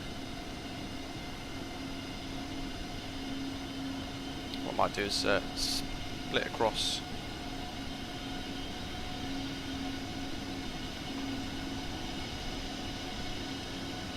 So we don't have the sun shining off the fuselage. There we go. I've started up a little bit of a descent at the moment, just so we can help the Athens controller out, because we've already stepped down a little bit, otherwise we might end up descending a little too late. Because when we call up Athens radar, we're already going to need to be probably about 15,000 feet by that point.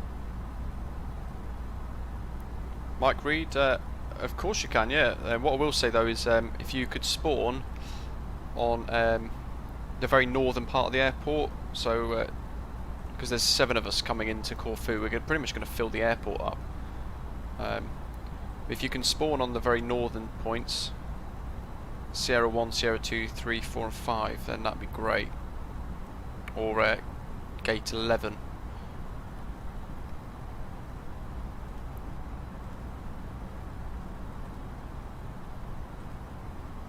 Daniel, yeah, the pushback helper tool causes crash to desktops at where did I go the other day? There's another airport as well that I used.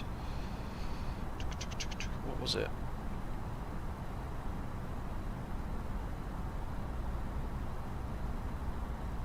Well, basically, if you use at Gatwick, if you use a stand that has left or right in it, then it crashes to desktop because it thinks that there should be steps, but there shouldn't. But then it tries to give you jetway, and it all just gets muddled up, and then you pretty much guarantee a crash to desktop. There's somewhere else as well that I used the other day. When I tested it out, it happened to me then as well. New Zealand, Wellington. And Ian, nice one, he's setting you up for the RNAV 3-4. How? God, you're really far ahead then.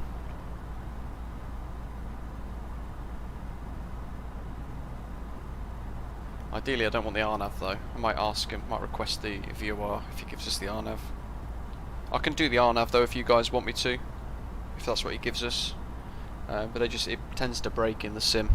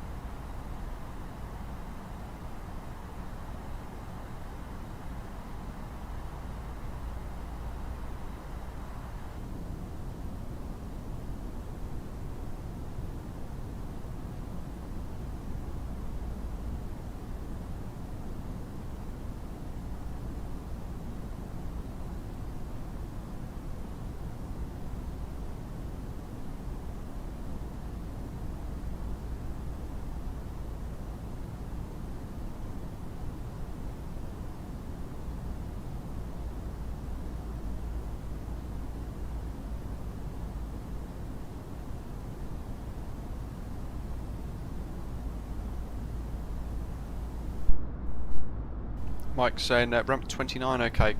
I don't know where that is. It doesn't exist. If you're looking at the airport and it's got the stands going from bottom to top, William, no problem at all. If you've got the stands going from bottom to top, then I would probably end up doing the stands at the very top of the airport.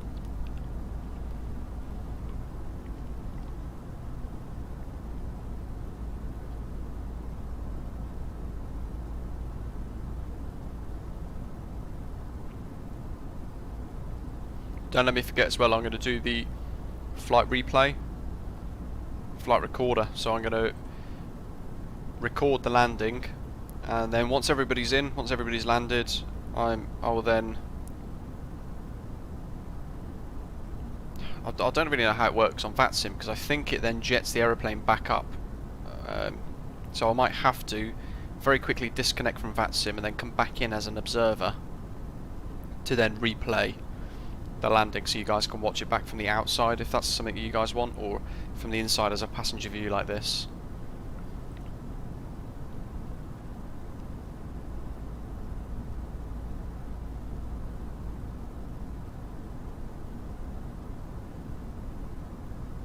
Bogwy, Vatsim have got its own server. Ian, awesome, there's an ATIS. That's brilliant. I wonder if he's watching the channel. Kirkara ATIS information alpha. Let's print that out then as well, shall we? ATSU. BT Sky 7408. We're over Italy still, but fair enough if he wants me to contact him. That helps me out. Olympic 860. Cheers, William, for dealing with that. Russos 2 Golf. Russos 2 Golf for Olympic 860.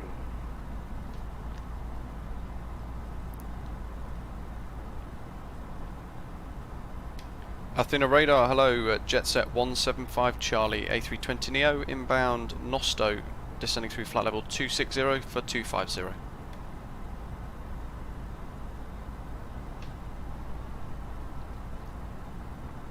Okay, adjusted your call sign only. Jetset 175 Charlie.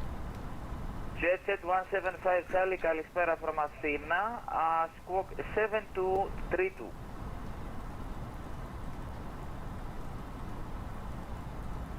Squawk 7232, Jetset 175 Charlie. Jetset 175 Charlie, you're identified, descend flight level 170, RNAV approach runway 34 to be expected.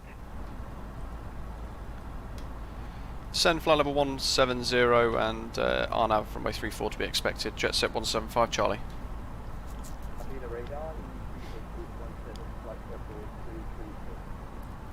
Yes, with the 887, easy 8817, radar contact, proceed direct Larky. Not too much different, to be fair. Direct to Larky, easy 8817. Before we reach Nosto, we need to quickly. We'll go for it. We'll do the RNAV. Jetset 175 Charlie, proceed direct Kilo Romeo 602. Proceed direct Kilo Romeo 602, Jetset 175 Charlie. It's there. Skyway 7408, descend 3000, clear RNAV 34. And 3000 clear the RNAV. Yeah, David. Yeah, it did, didn't it? Because I think what did you say AMM is for nowadays? I can't remember now. Some random Bolivian airline, I think. Prince.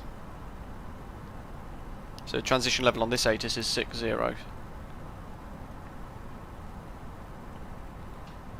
Whoops. So Kirkara ATIS information alpha recorded at 1550. Expect RNAV approach runway 34, departure runway 16. So it's pretty much a bang on crosswind. 240 degrees at 6 knots, visibility 10 kilometers or more, clouds few, 3,600 feet. Temperature +6. Oh, +16. Good. 240 at 6.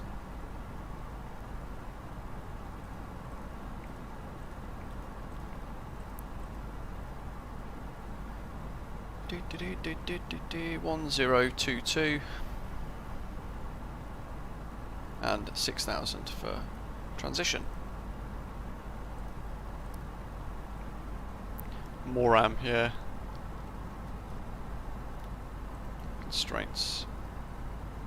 So we're going direct now.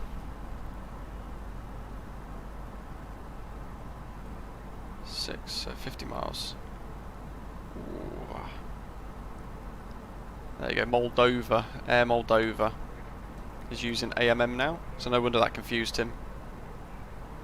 So AMM used to be the 3-letter identifier for Air 2000. Macco 702, Yasu radar contact, proceed direct Mike Echo. Oh dear, so Kilo Romeo 602, we need to be at about 4,000 feet, I think. Olympic 860, direct Russos, confirm. Direct Russos, Olympic 860. Okay. Aegean 3 Juliet Tango, contact 50. 132-975. Cool, we're pushing it. 32915. I'm going to go for 2400 and see what it can do. See what the aeroplane can handle. You need to try and get down. There's no speed restrictions on the SID. And our approach now, while I've got chance, I'll show you guys, it looks like that. So in FedEx. Okay. No wide VOR DME arc because we're going direct to Kilo Romeo 602, which is there. And then heading up track 070 to Kilo Romeo 601, and then RNAV runway 34, heading a 340. With a 3-degree rate of descent. Now we've got an MDA of 770. Descend 170 and expect RNAV 34 approach, Jetset 911 Bravo. Jetset 175 Charlie, descend flight level 90. Descend flight level 90, Jetset 175 Charlie.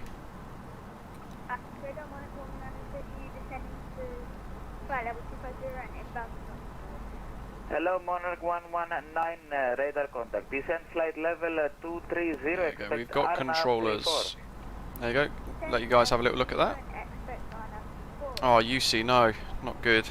Try and load in quick again if you can, if you want to.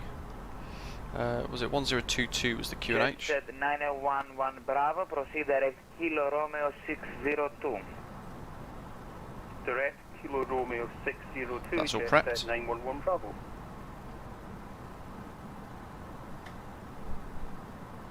And Mike, yes, we're landing runway 34, so over the water.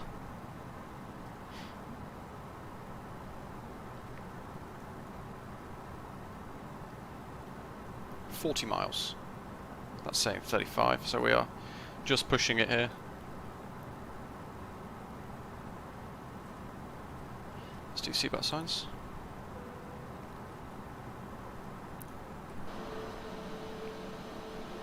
And over the water. Is Navigraph worth it? You know what, yeah, I do.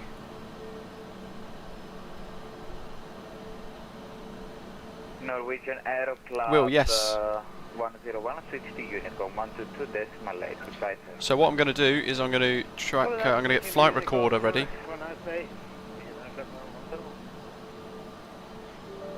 Let's do that now. Just get it prepped, and I'm going to record the landing using flight recorder. Once we're down and everyone else has landed as well. Romeo Uniform, descent flight level 270. Descending level 270. Or while we're waiting for others to come in, what I might do is I'll disconnect from Vatsim quickly and then come back in as an observer, so people can still see me. People can't see me anymore, but I can see them. And what I will then do is replay the landing from a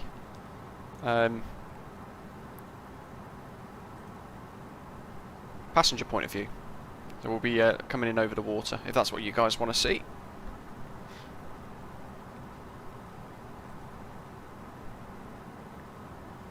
Jetset 175 Charlie, descent at 3,000 feet, QNH 1022, over Kilo Romeo 602, cleared RNAV 34.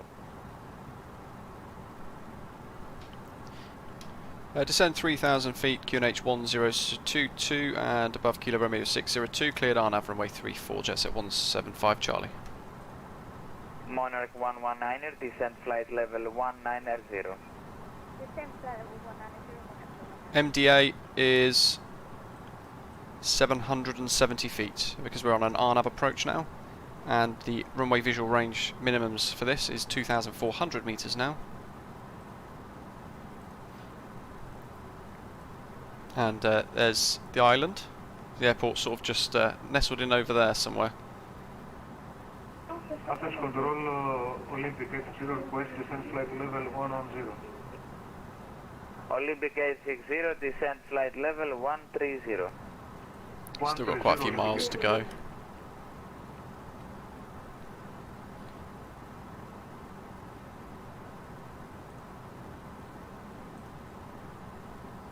Livery wants to see the recorded flight. I'll do my best for landing.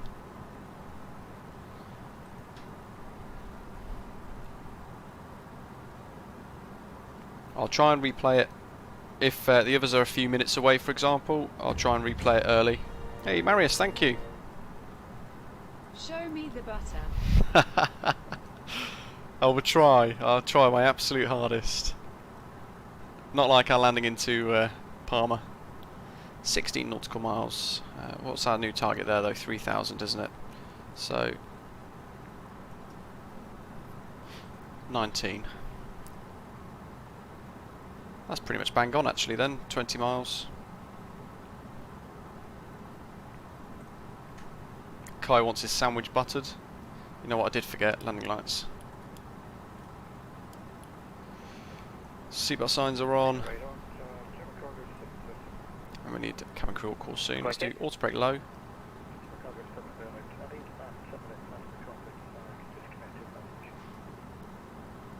Do you want to disconnect? I need 10 minutes to the cockpit. Okay, approved. Okay, thanks. I'll get back to you on that. Thanks. I'll get cargo 706. Jetset 911 Bravo, Yeah, John, flight level 130. I don't want to. I don't want to Ryanair it. 911 Bravo. William. Monarch 119er, That wasn't my fault. Betex. There was something wrong with the controls that day, I swear.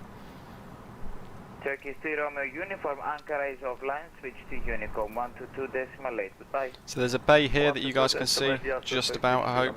That's pretty much just to the left of that where my cursor is where the airport is, from memory.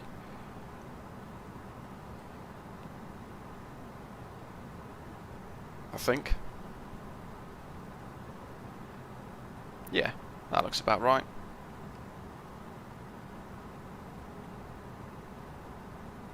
Lovely stuff.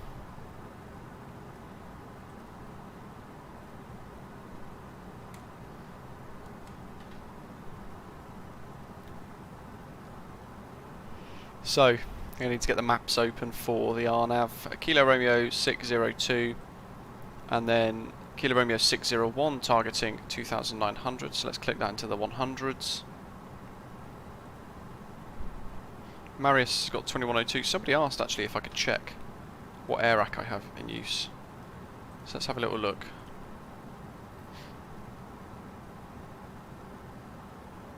Yeah, I think I've got the latest air rack. No, that's the old air rack. Weird. I've got the latest Navigraph installed though. Monarch 119er, descent flight level 150, speed 230 knots. Approach phase active.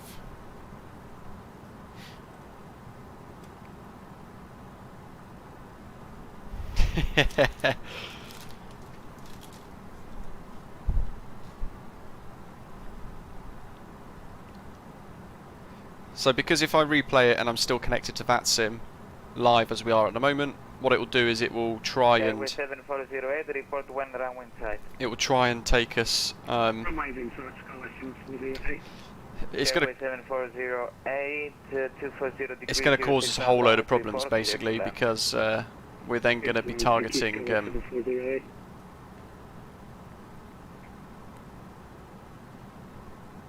come on, get the nose down.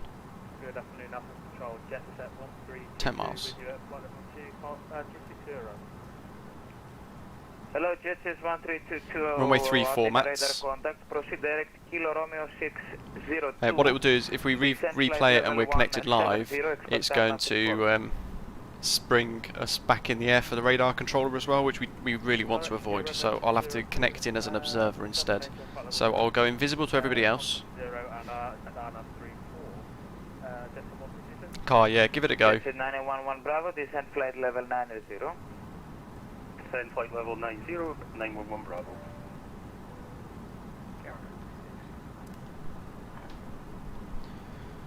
Let's rock and roll. Auto brake low. Spoilers are armed and out at the moment.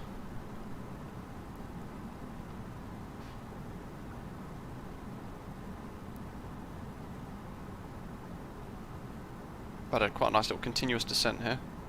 Let's get rid of the tablet, we don't need that.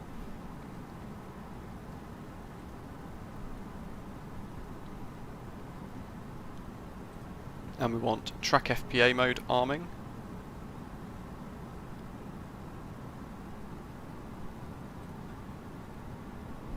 So we need to leave Kilo Romeo 602 on a track of 070 degrees down to 2900 and then step descent down to 1,700 feet before a 3-degree final approach.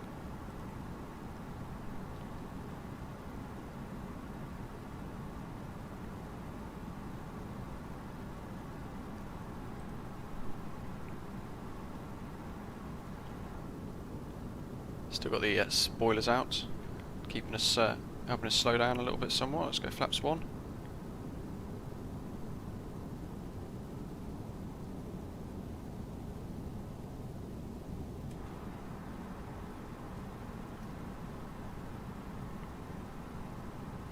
B-Tech pilot, hello, welcome.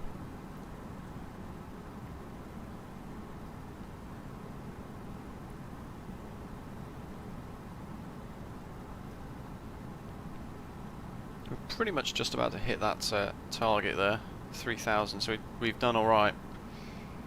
car, yeah, that's not good. I'd imagine there's a mod conflict somewhere getting in the way. Oh, no you don't. Just taken over there.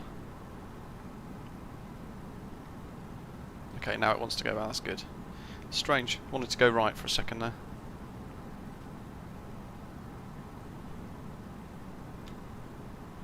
Do a bit of flaps 2, shall we? And we'll do...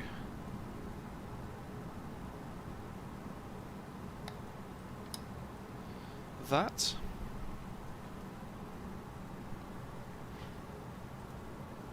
Quite possibly, David, yeah. I'm going to start recording now on the flight recorder mod. God, I hope this doesn't cause me too many problems.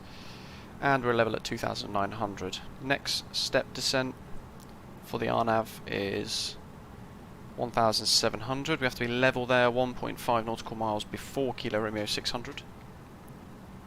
And that gives us 5.2 miles for finals.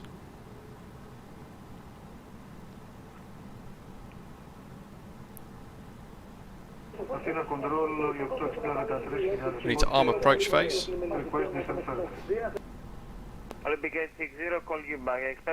Because it's an RNAV.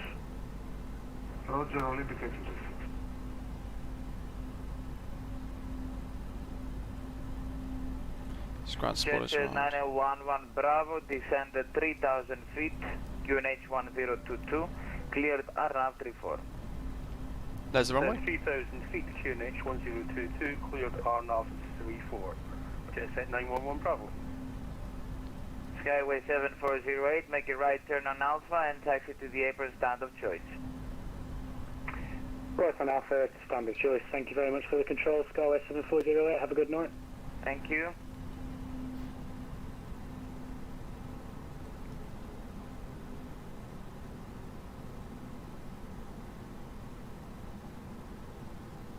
The RNAV line looks particularly out of sync there on the nav display. Jetset 1322, descent flight 1190. Test flight 1190, Jetset 1322, 2,500.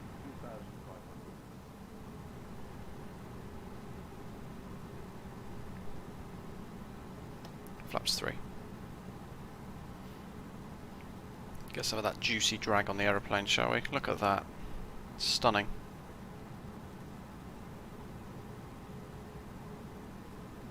Yeah, I've increased my VRAM quite significantly as well.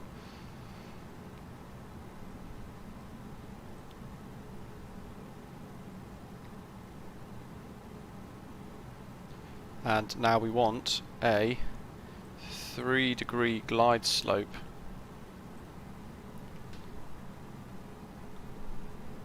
And I'll have to manually fly this in, I think, because we are really offset.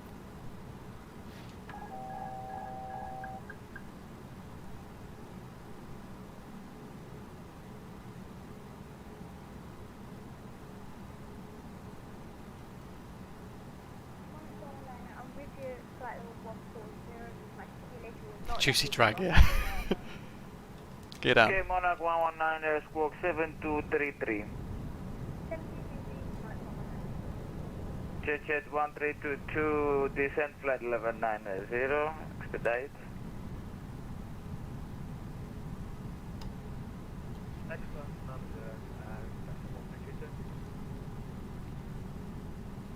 Monarch 119 identified. Proceed direct Kilo Romeo 602.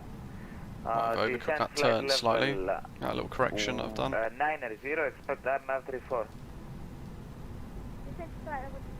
So, ECAM memos, no blue. Got that. Nav display's really offset.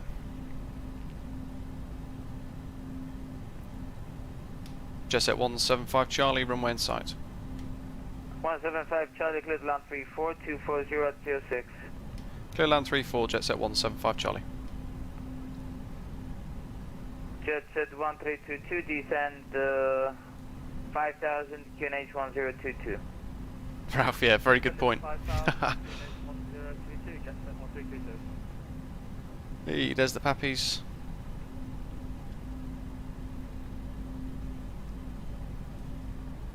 starting to capture a little nicer.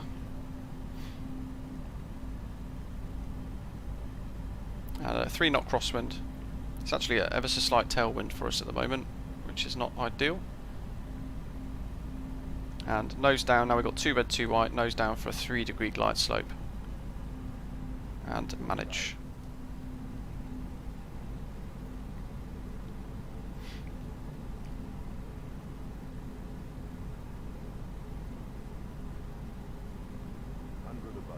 Minimums, continue. Actually almost getting down to 5%. 5 degree here, which is a bit bizarre.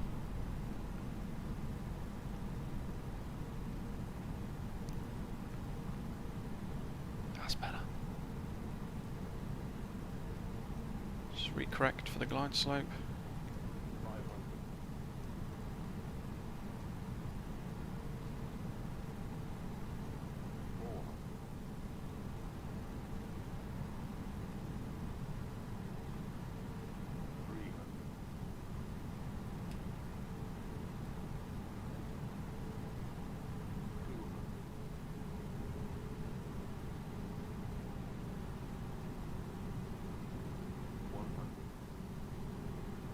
Jetset 1322, descend 4000. Descend 4000, Jetset 322. Yeah boy, get that butter out.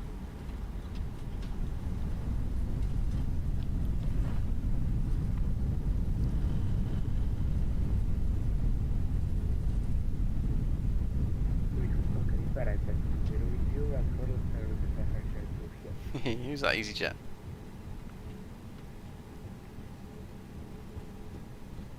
Jan 220 Kalispera, need to send a valid flight zone, sir.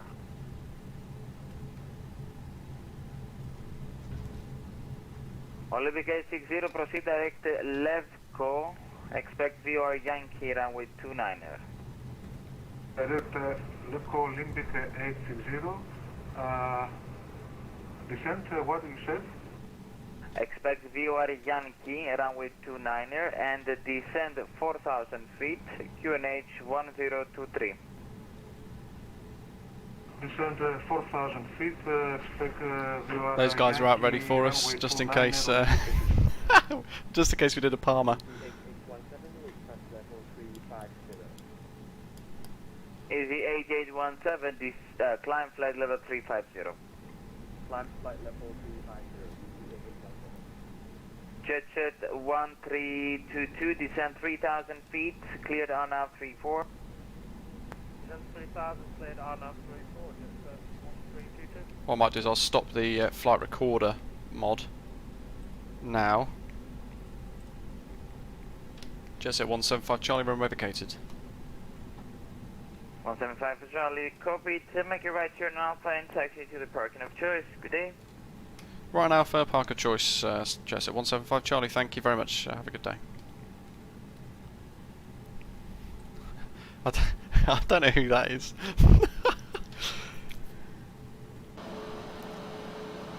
There we go, Air 2000.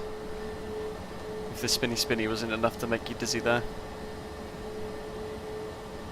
Whoever that is definitely isn't on observer mode. Where's my gates and stuff?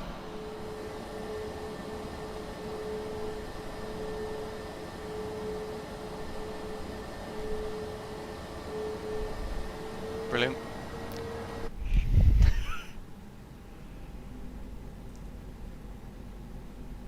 So try and park up and we'll wait for the others to land. Mats. Madness.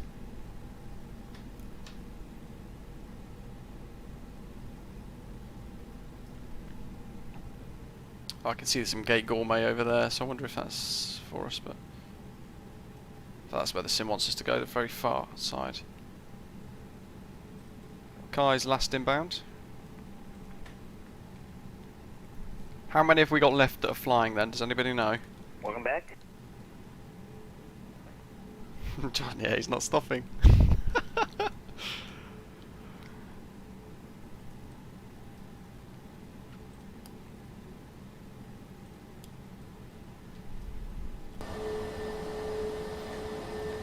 Such a good freeware scenery. Jetset 911 Bravo, report when wrong in sight. Runway inside, 911 Bravo. 911 Bravo, runway 34, cleared land, 240 knots. That was the little brake test for when people get up out of the seat before the seatbelt signs are off. First we're up on runway 34, 911 Bravo. Monarch 119er, descend 3,000 feet, QNH 1022, cleared RNAV 34. Lovely. Mats. Oh dear. Engine. Oh no. Oh, you know what? The biggest thing with the mod, with this flight recorder mod, you have to leave your engines on, otherwise it really bugs out. Here comes Alex. Such a stunning scenery. This is freeware, by the way, guys. Πετάτε το MSFS. It's on flightsim.to. There's a link in the description as well if you guys want to get your hands on it. It's one of my favourite sceneries because it's just so stunning. He's also put a lot of... well, look at that.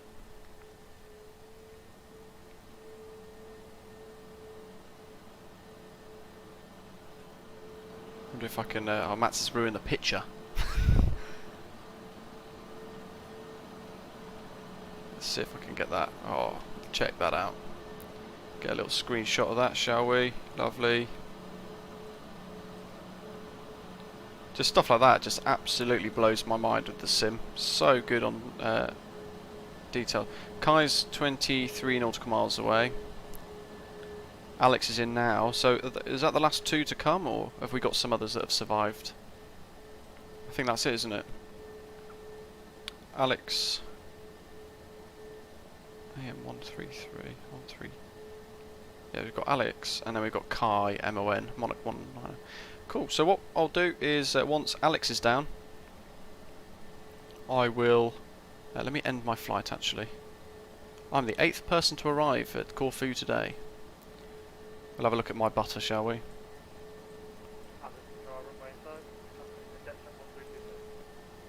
132, roger, continue approach.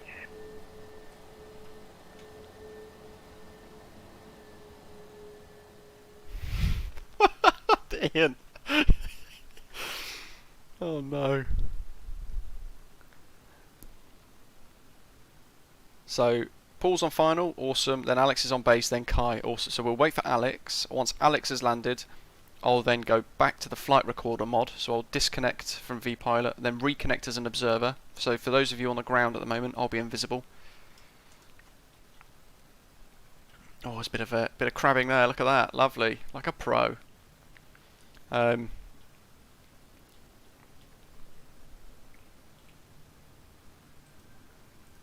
then we'll get the flight recorder mod up, so we'll replay my landing that I've just done. The flight recorder mod is free as well on flightsim.to. There's Mats. I'm surprised Mats hasn't been dot walloped yet.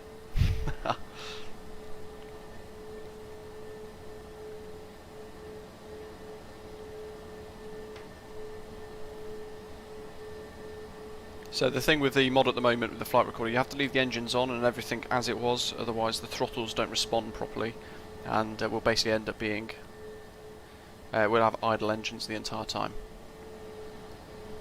So we also had another continue approach, didn't we? But can we see them? Not yet. 911 vacated at Alpha. Copy that, Jetset 911 Bravo, make it right turn Alpha and taxi to park, no choice. Right turn Alpha, parking of choice. Jetset 911 Bravo. Jetset 1322, runway 34 cleared land, 240 degrees 06 knots. I can't see that one. Very true, David, yeah. I don't know if he'd be impressed. Sure, Mark Cargo 702, runway 32 at cost, expect the RNP approach and the Corfu 1 mic arrival. Kai, awesome. So in that time then, once Alex is down, who's next, we will then head out to... Oh, Mats, you're so going to get into... You're going to get in trouble. We'll then head to, what's it called? He's so distracting. We'll go to the flight recorder mod. We'll get Alex here so we get the little UK 2000, Air 2000 screenshot. Here we go. Radar contact, report final Those of you tuning in, I hope you've enjoyed it so far. Do give us a like if you haven't done so already, and if you're new, please do click subscribe. Join us as a frequent flyer. Streaming tomorrow as well.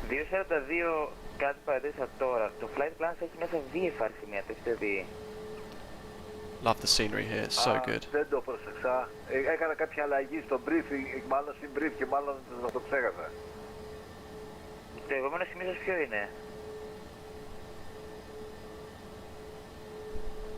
Άιε πάλι ναι, το επόμενο σημείο σας ποιο είναι τώρα που πηγαίνετε? Ναι, μισό λεπτό.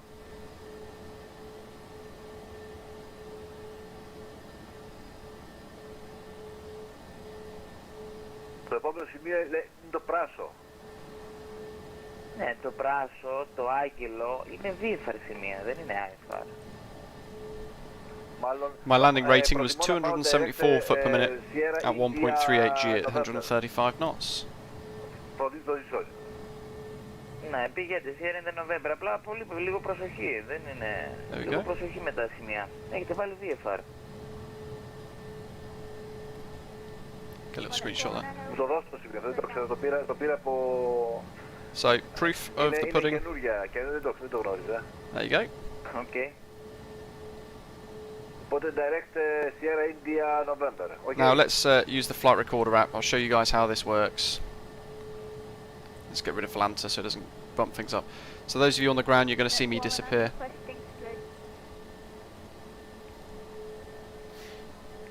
Just to make sure I do this properly without upsetting the controller, because we will literally reappear in the mid-air. At on discretion, sir. You are clear for the approach. There we go. Report runway inside. I've got the wrong strike on it. Is he already on the way in? Roger 1322, make it right turn on Alpha and taxi to the airport standard choice. Good day.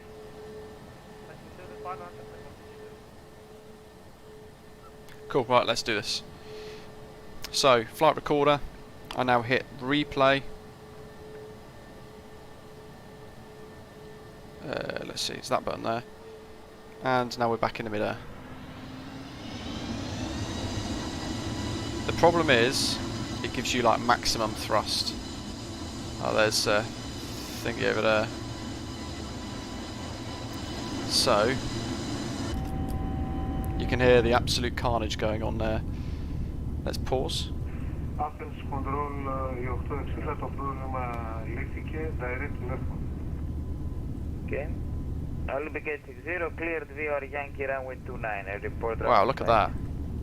Clear to VR Yankee runway 29, report runway inside, will indicate 0. So I'm hoping this has worked, so I'm just ahead of Kai, but he won't see me.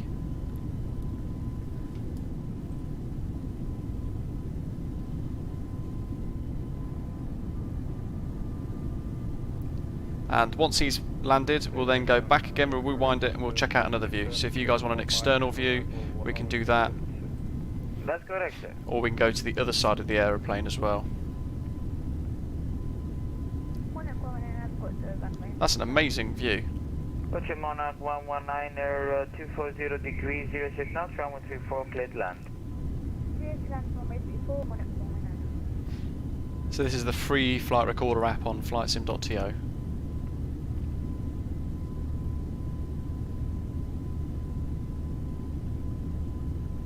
A little bit of wind over the hill.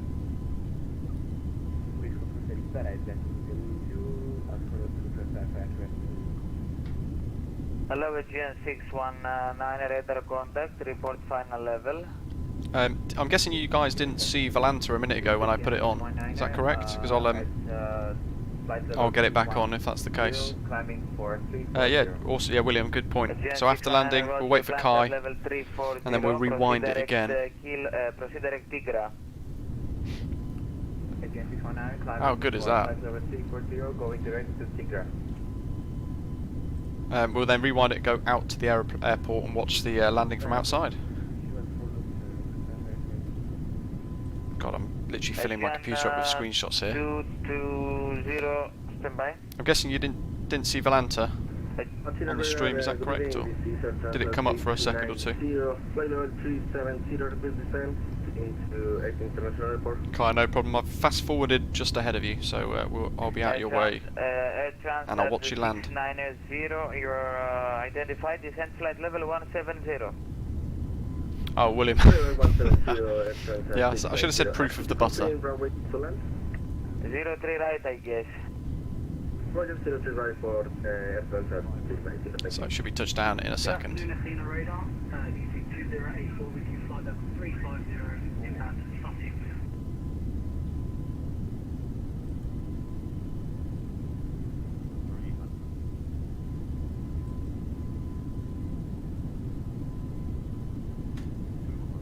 How fantastic is this? Such a great replay mod. It does get stuck sometimes, like you just saw.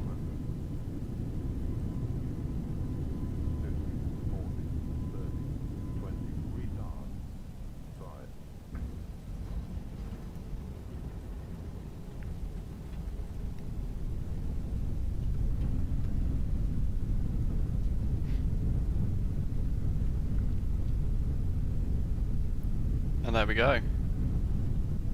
So what we'll do is we'll wait for Kai to land. Clear to course via Codic 2 Alpha. There's the other guys. SID, initially climb 5,000 feet, squawk 7234. We'll watch Kai land and then we'll... Makes it look so realistic, doesn't it? That's the first time I've done that properly and live as well, but that looked so good. Gen 220, clearance correct. Just to make sure, after Codic, you will proceed to Uzini. So let me just snap back so I don't want to miss Kai, who's just behind. Uzini 1 Mike. So I'm going to pause the replay, so that's the aeroplane frozen in time. Gen 220, clearance correct. Startup approved. Rodos QNH 1017. Is that another aeroplane coming in? No, it's just some weird beacon. So Kai, last one in I think that's survived, unless someone else is flying. Good evening, Skyway 744 with you, flight level 350 inbound Thessalonica.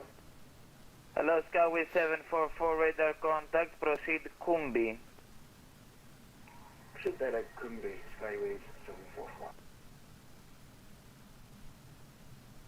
I love how Kai's giving us countdowns of his approach when he should be trying to fly and land the plane. Hello, is it 2084, radar contact? Monarch, hey, you're appeared right now. Weird, we didn't get that on the way out. We've got you as Monarch this time round.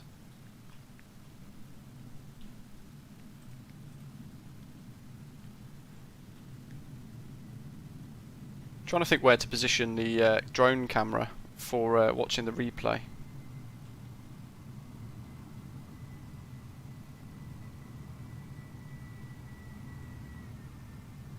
Launch 6, landed 5, yeah, not too bad actually. So we'll go to drone follow mode off.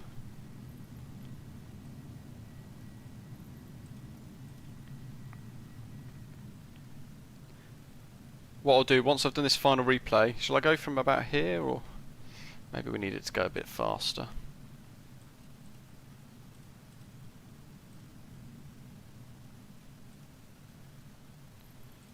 We go from here, can't we? Set up with the camera. Like that. And then we just... There we go! So this is my landing. John, hello. The replay mod we're using is called Flight Recorder, and it's on flightsim.to. So we just rewound stunning approach. Now we're watching a final view of me coming in from outside. If you guys want the view changing, let me know.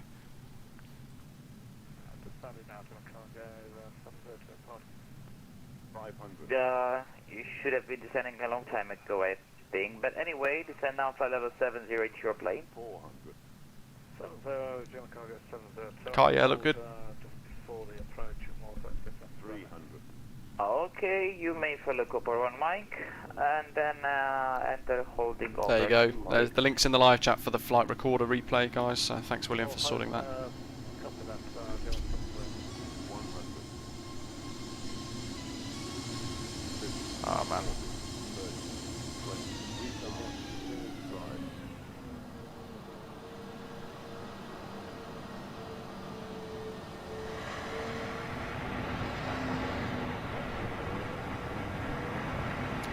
Just the problem is actually doing drone cam live. Gian 220, say again. It's really hard. Gian 220, taxi holding point runway 24 via Alpha. John, yeah, if I didn't disconnect, he would have done, yeah.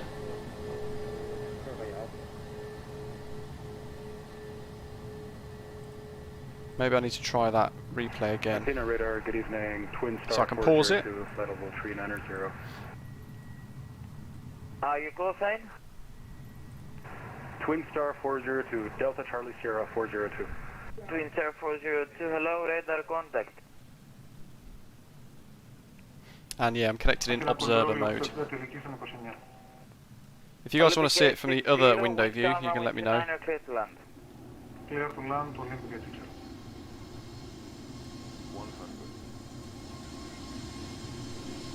'50, 40, 30, 20, 3 stars.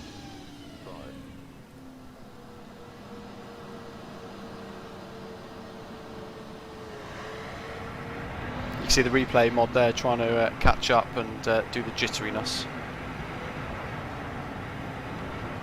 Car, yeah, that's smooth.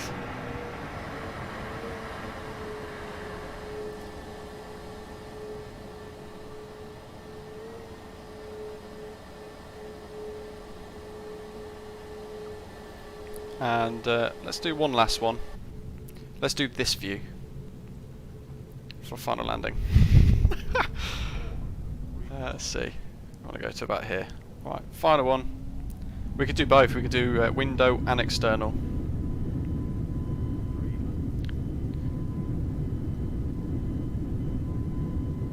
Josh, yeah, I've done a video on showing it off, not a tutorial on how to use it.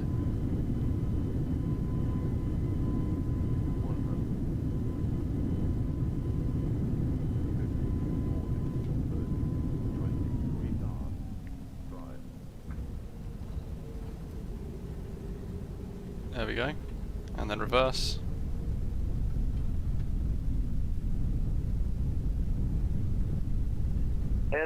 Now do we want 690, contact approach 132-975, bye bye.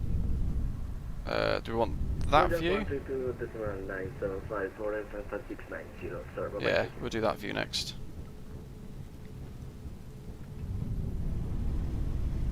You're watching it in reverse here. Final one. And then we'll get a group shot for anyone that's on stand.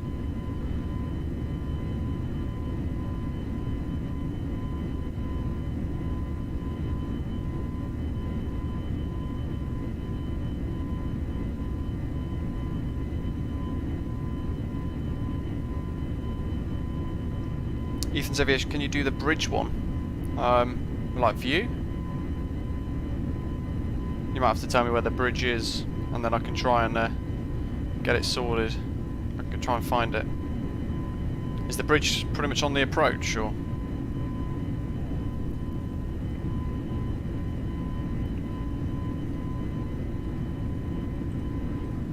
Literally my favourite scenery is one of the favourite sceneries here. But this one is a little jittery, you can see. Oh, that bridge.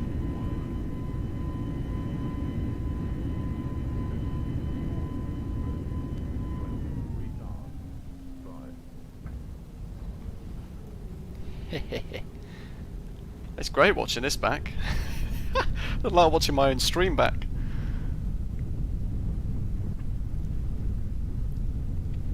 Alex, no problem, thank you.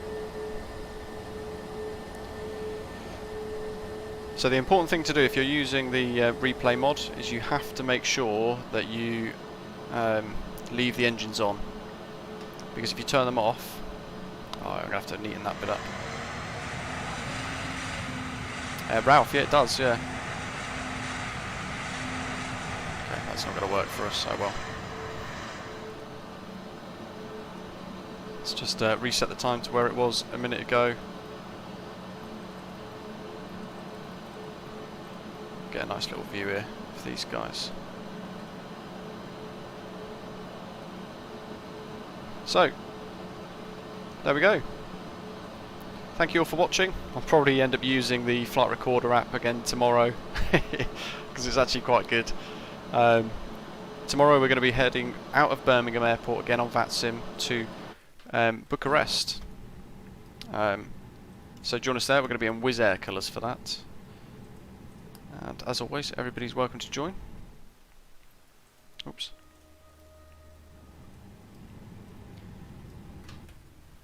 That is quite a cool view. Let's get a little screenshot of that. Oh, somebody spawned in again next to us. Perfect. So, little group shot.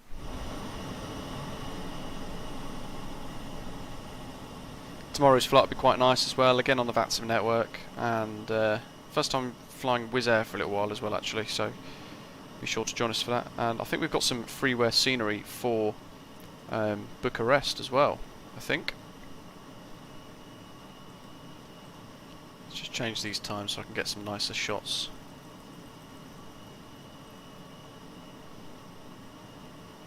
So that'll be quite a good one. A couple of hours. Ah, there we go. So, as always, thank you to everybody that's tuned in, watched and chatted. It's been quite a busy stream today, so thank you all. Hope you've enjoyed it. And be sure to tune in tomorrow as well for a little bit more Vatsim, Microsoft Flight Simulator stuff.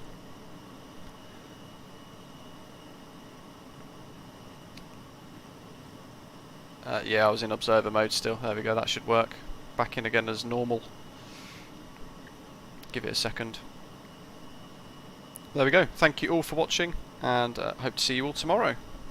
Have a good evening.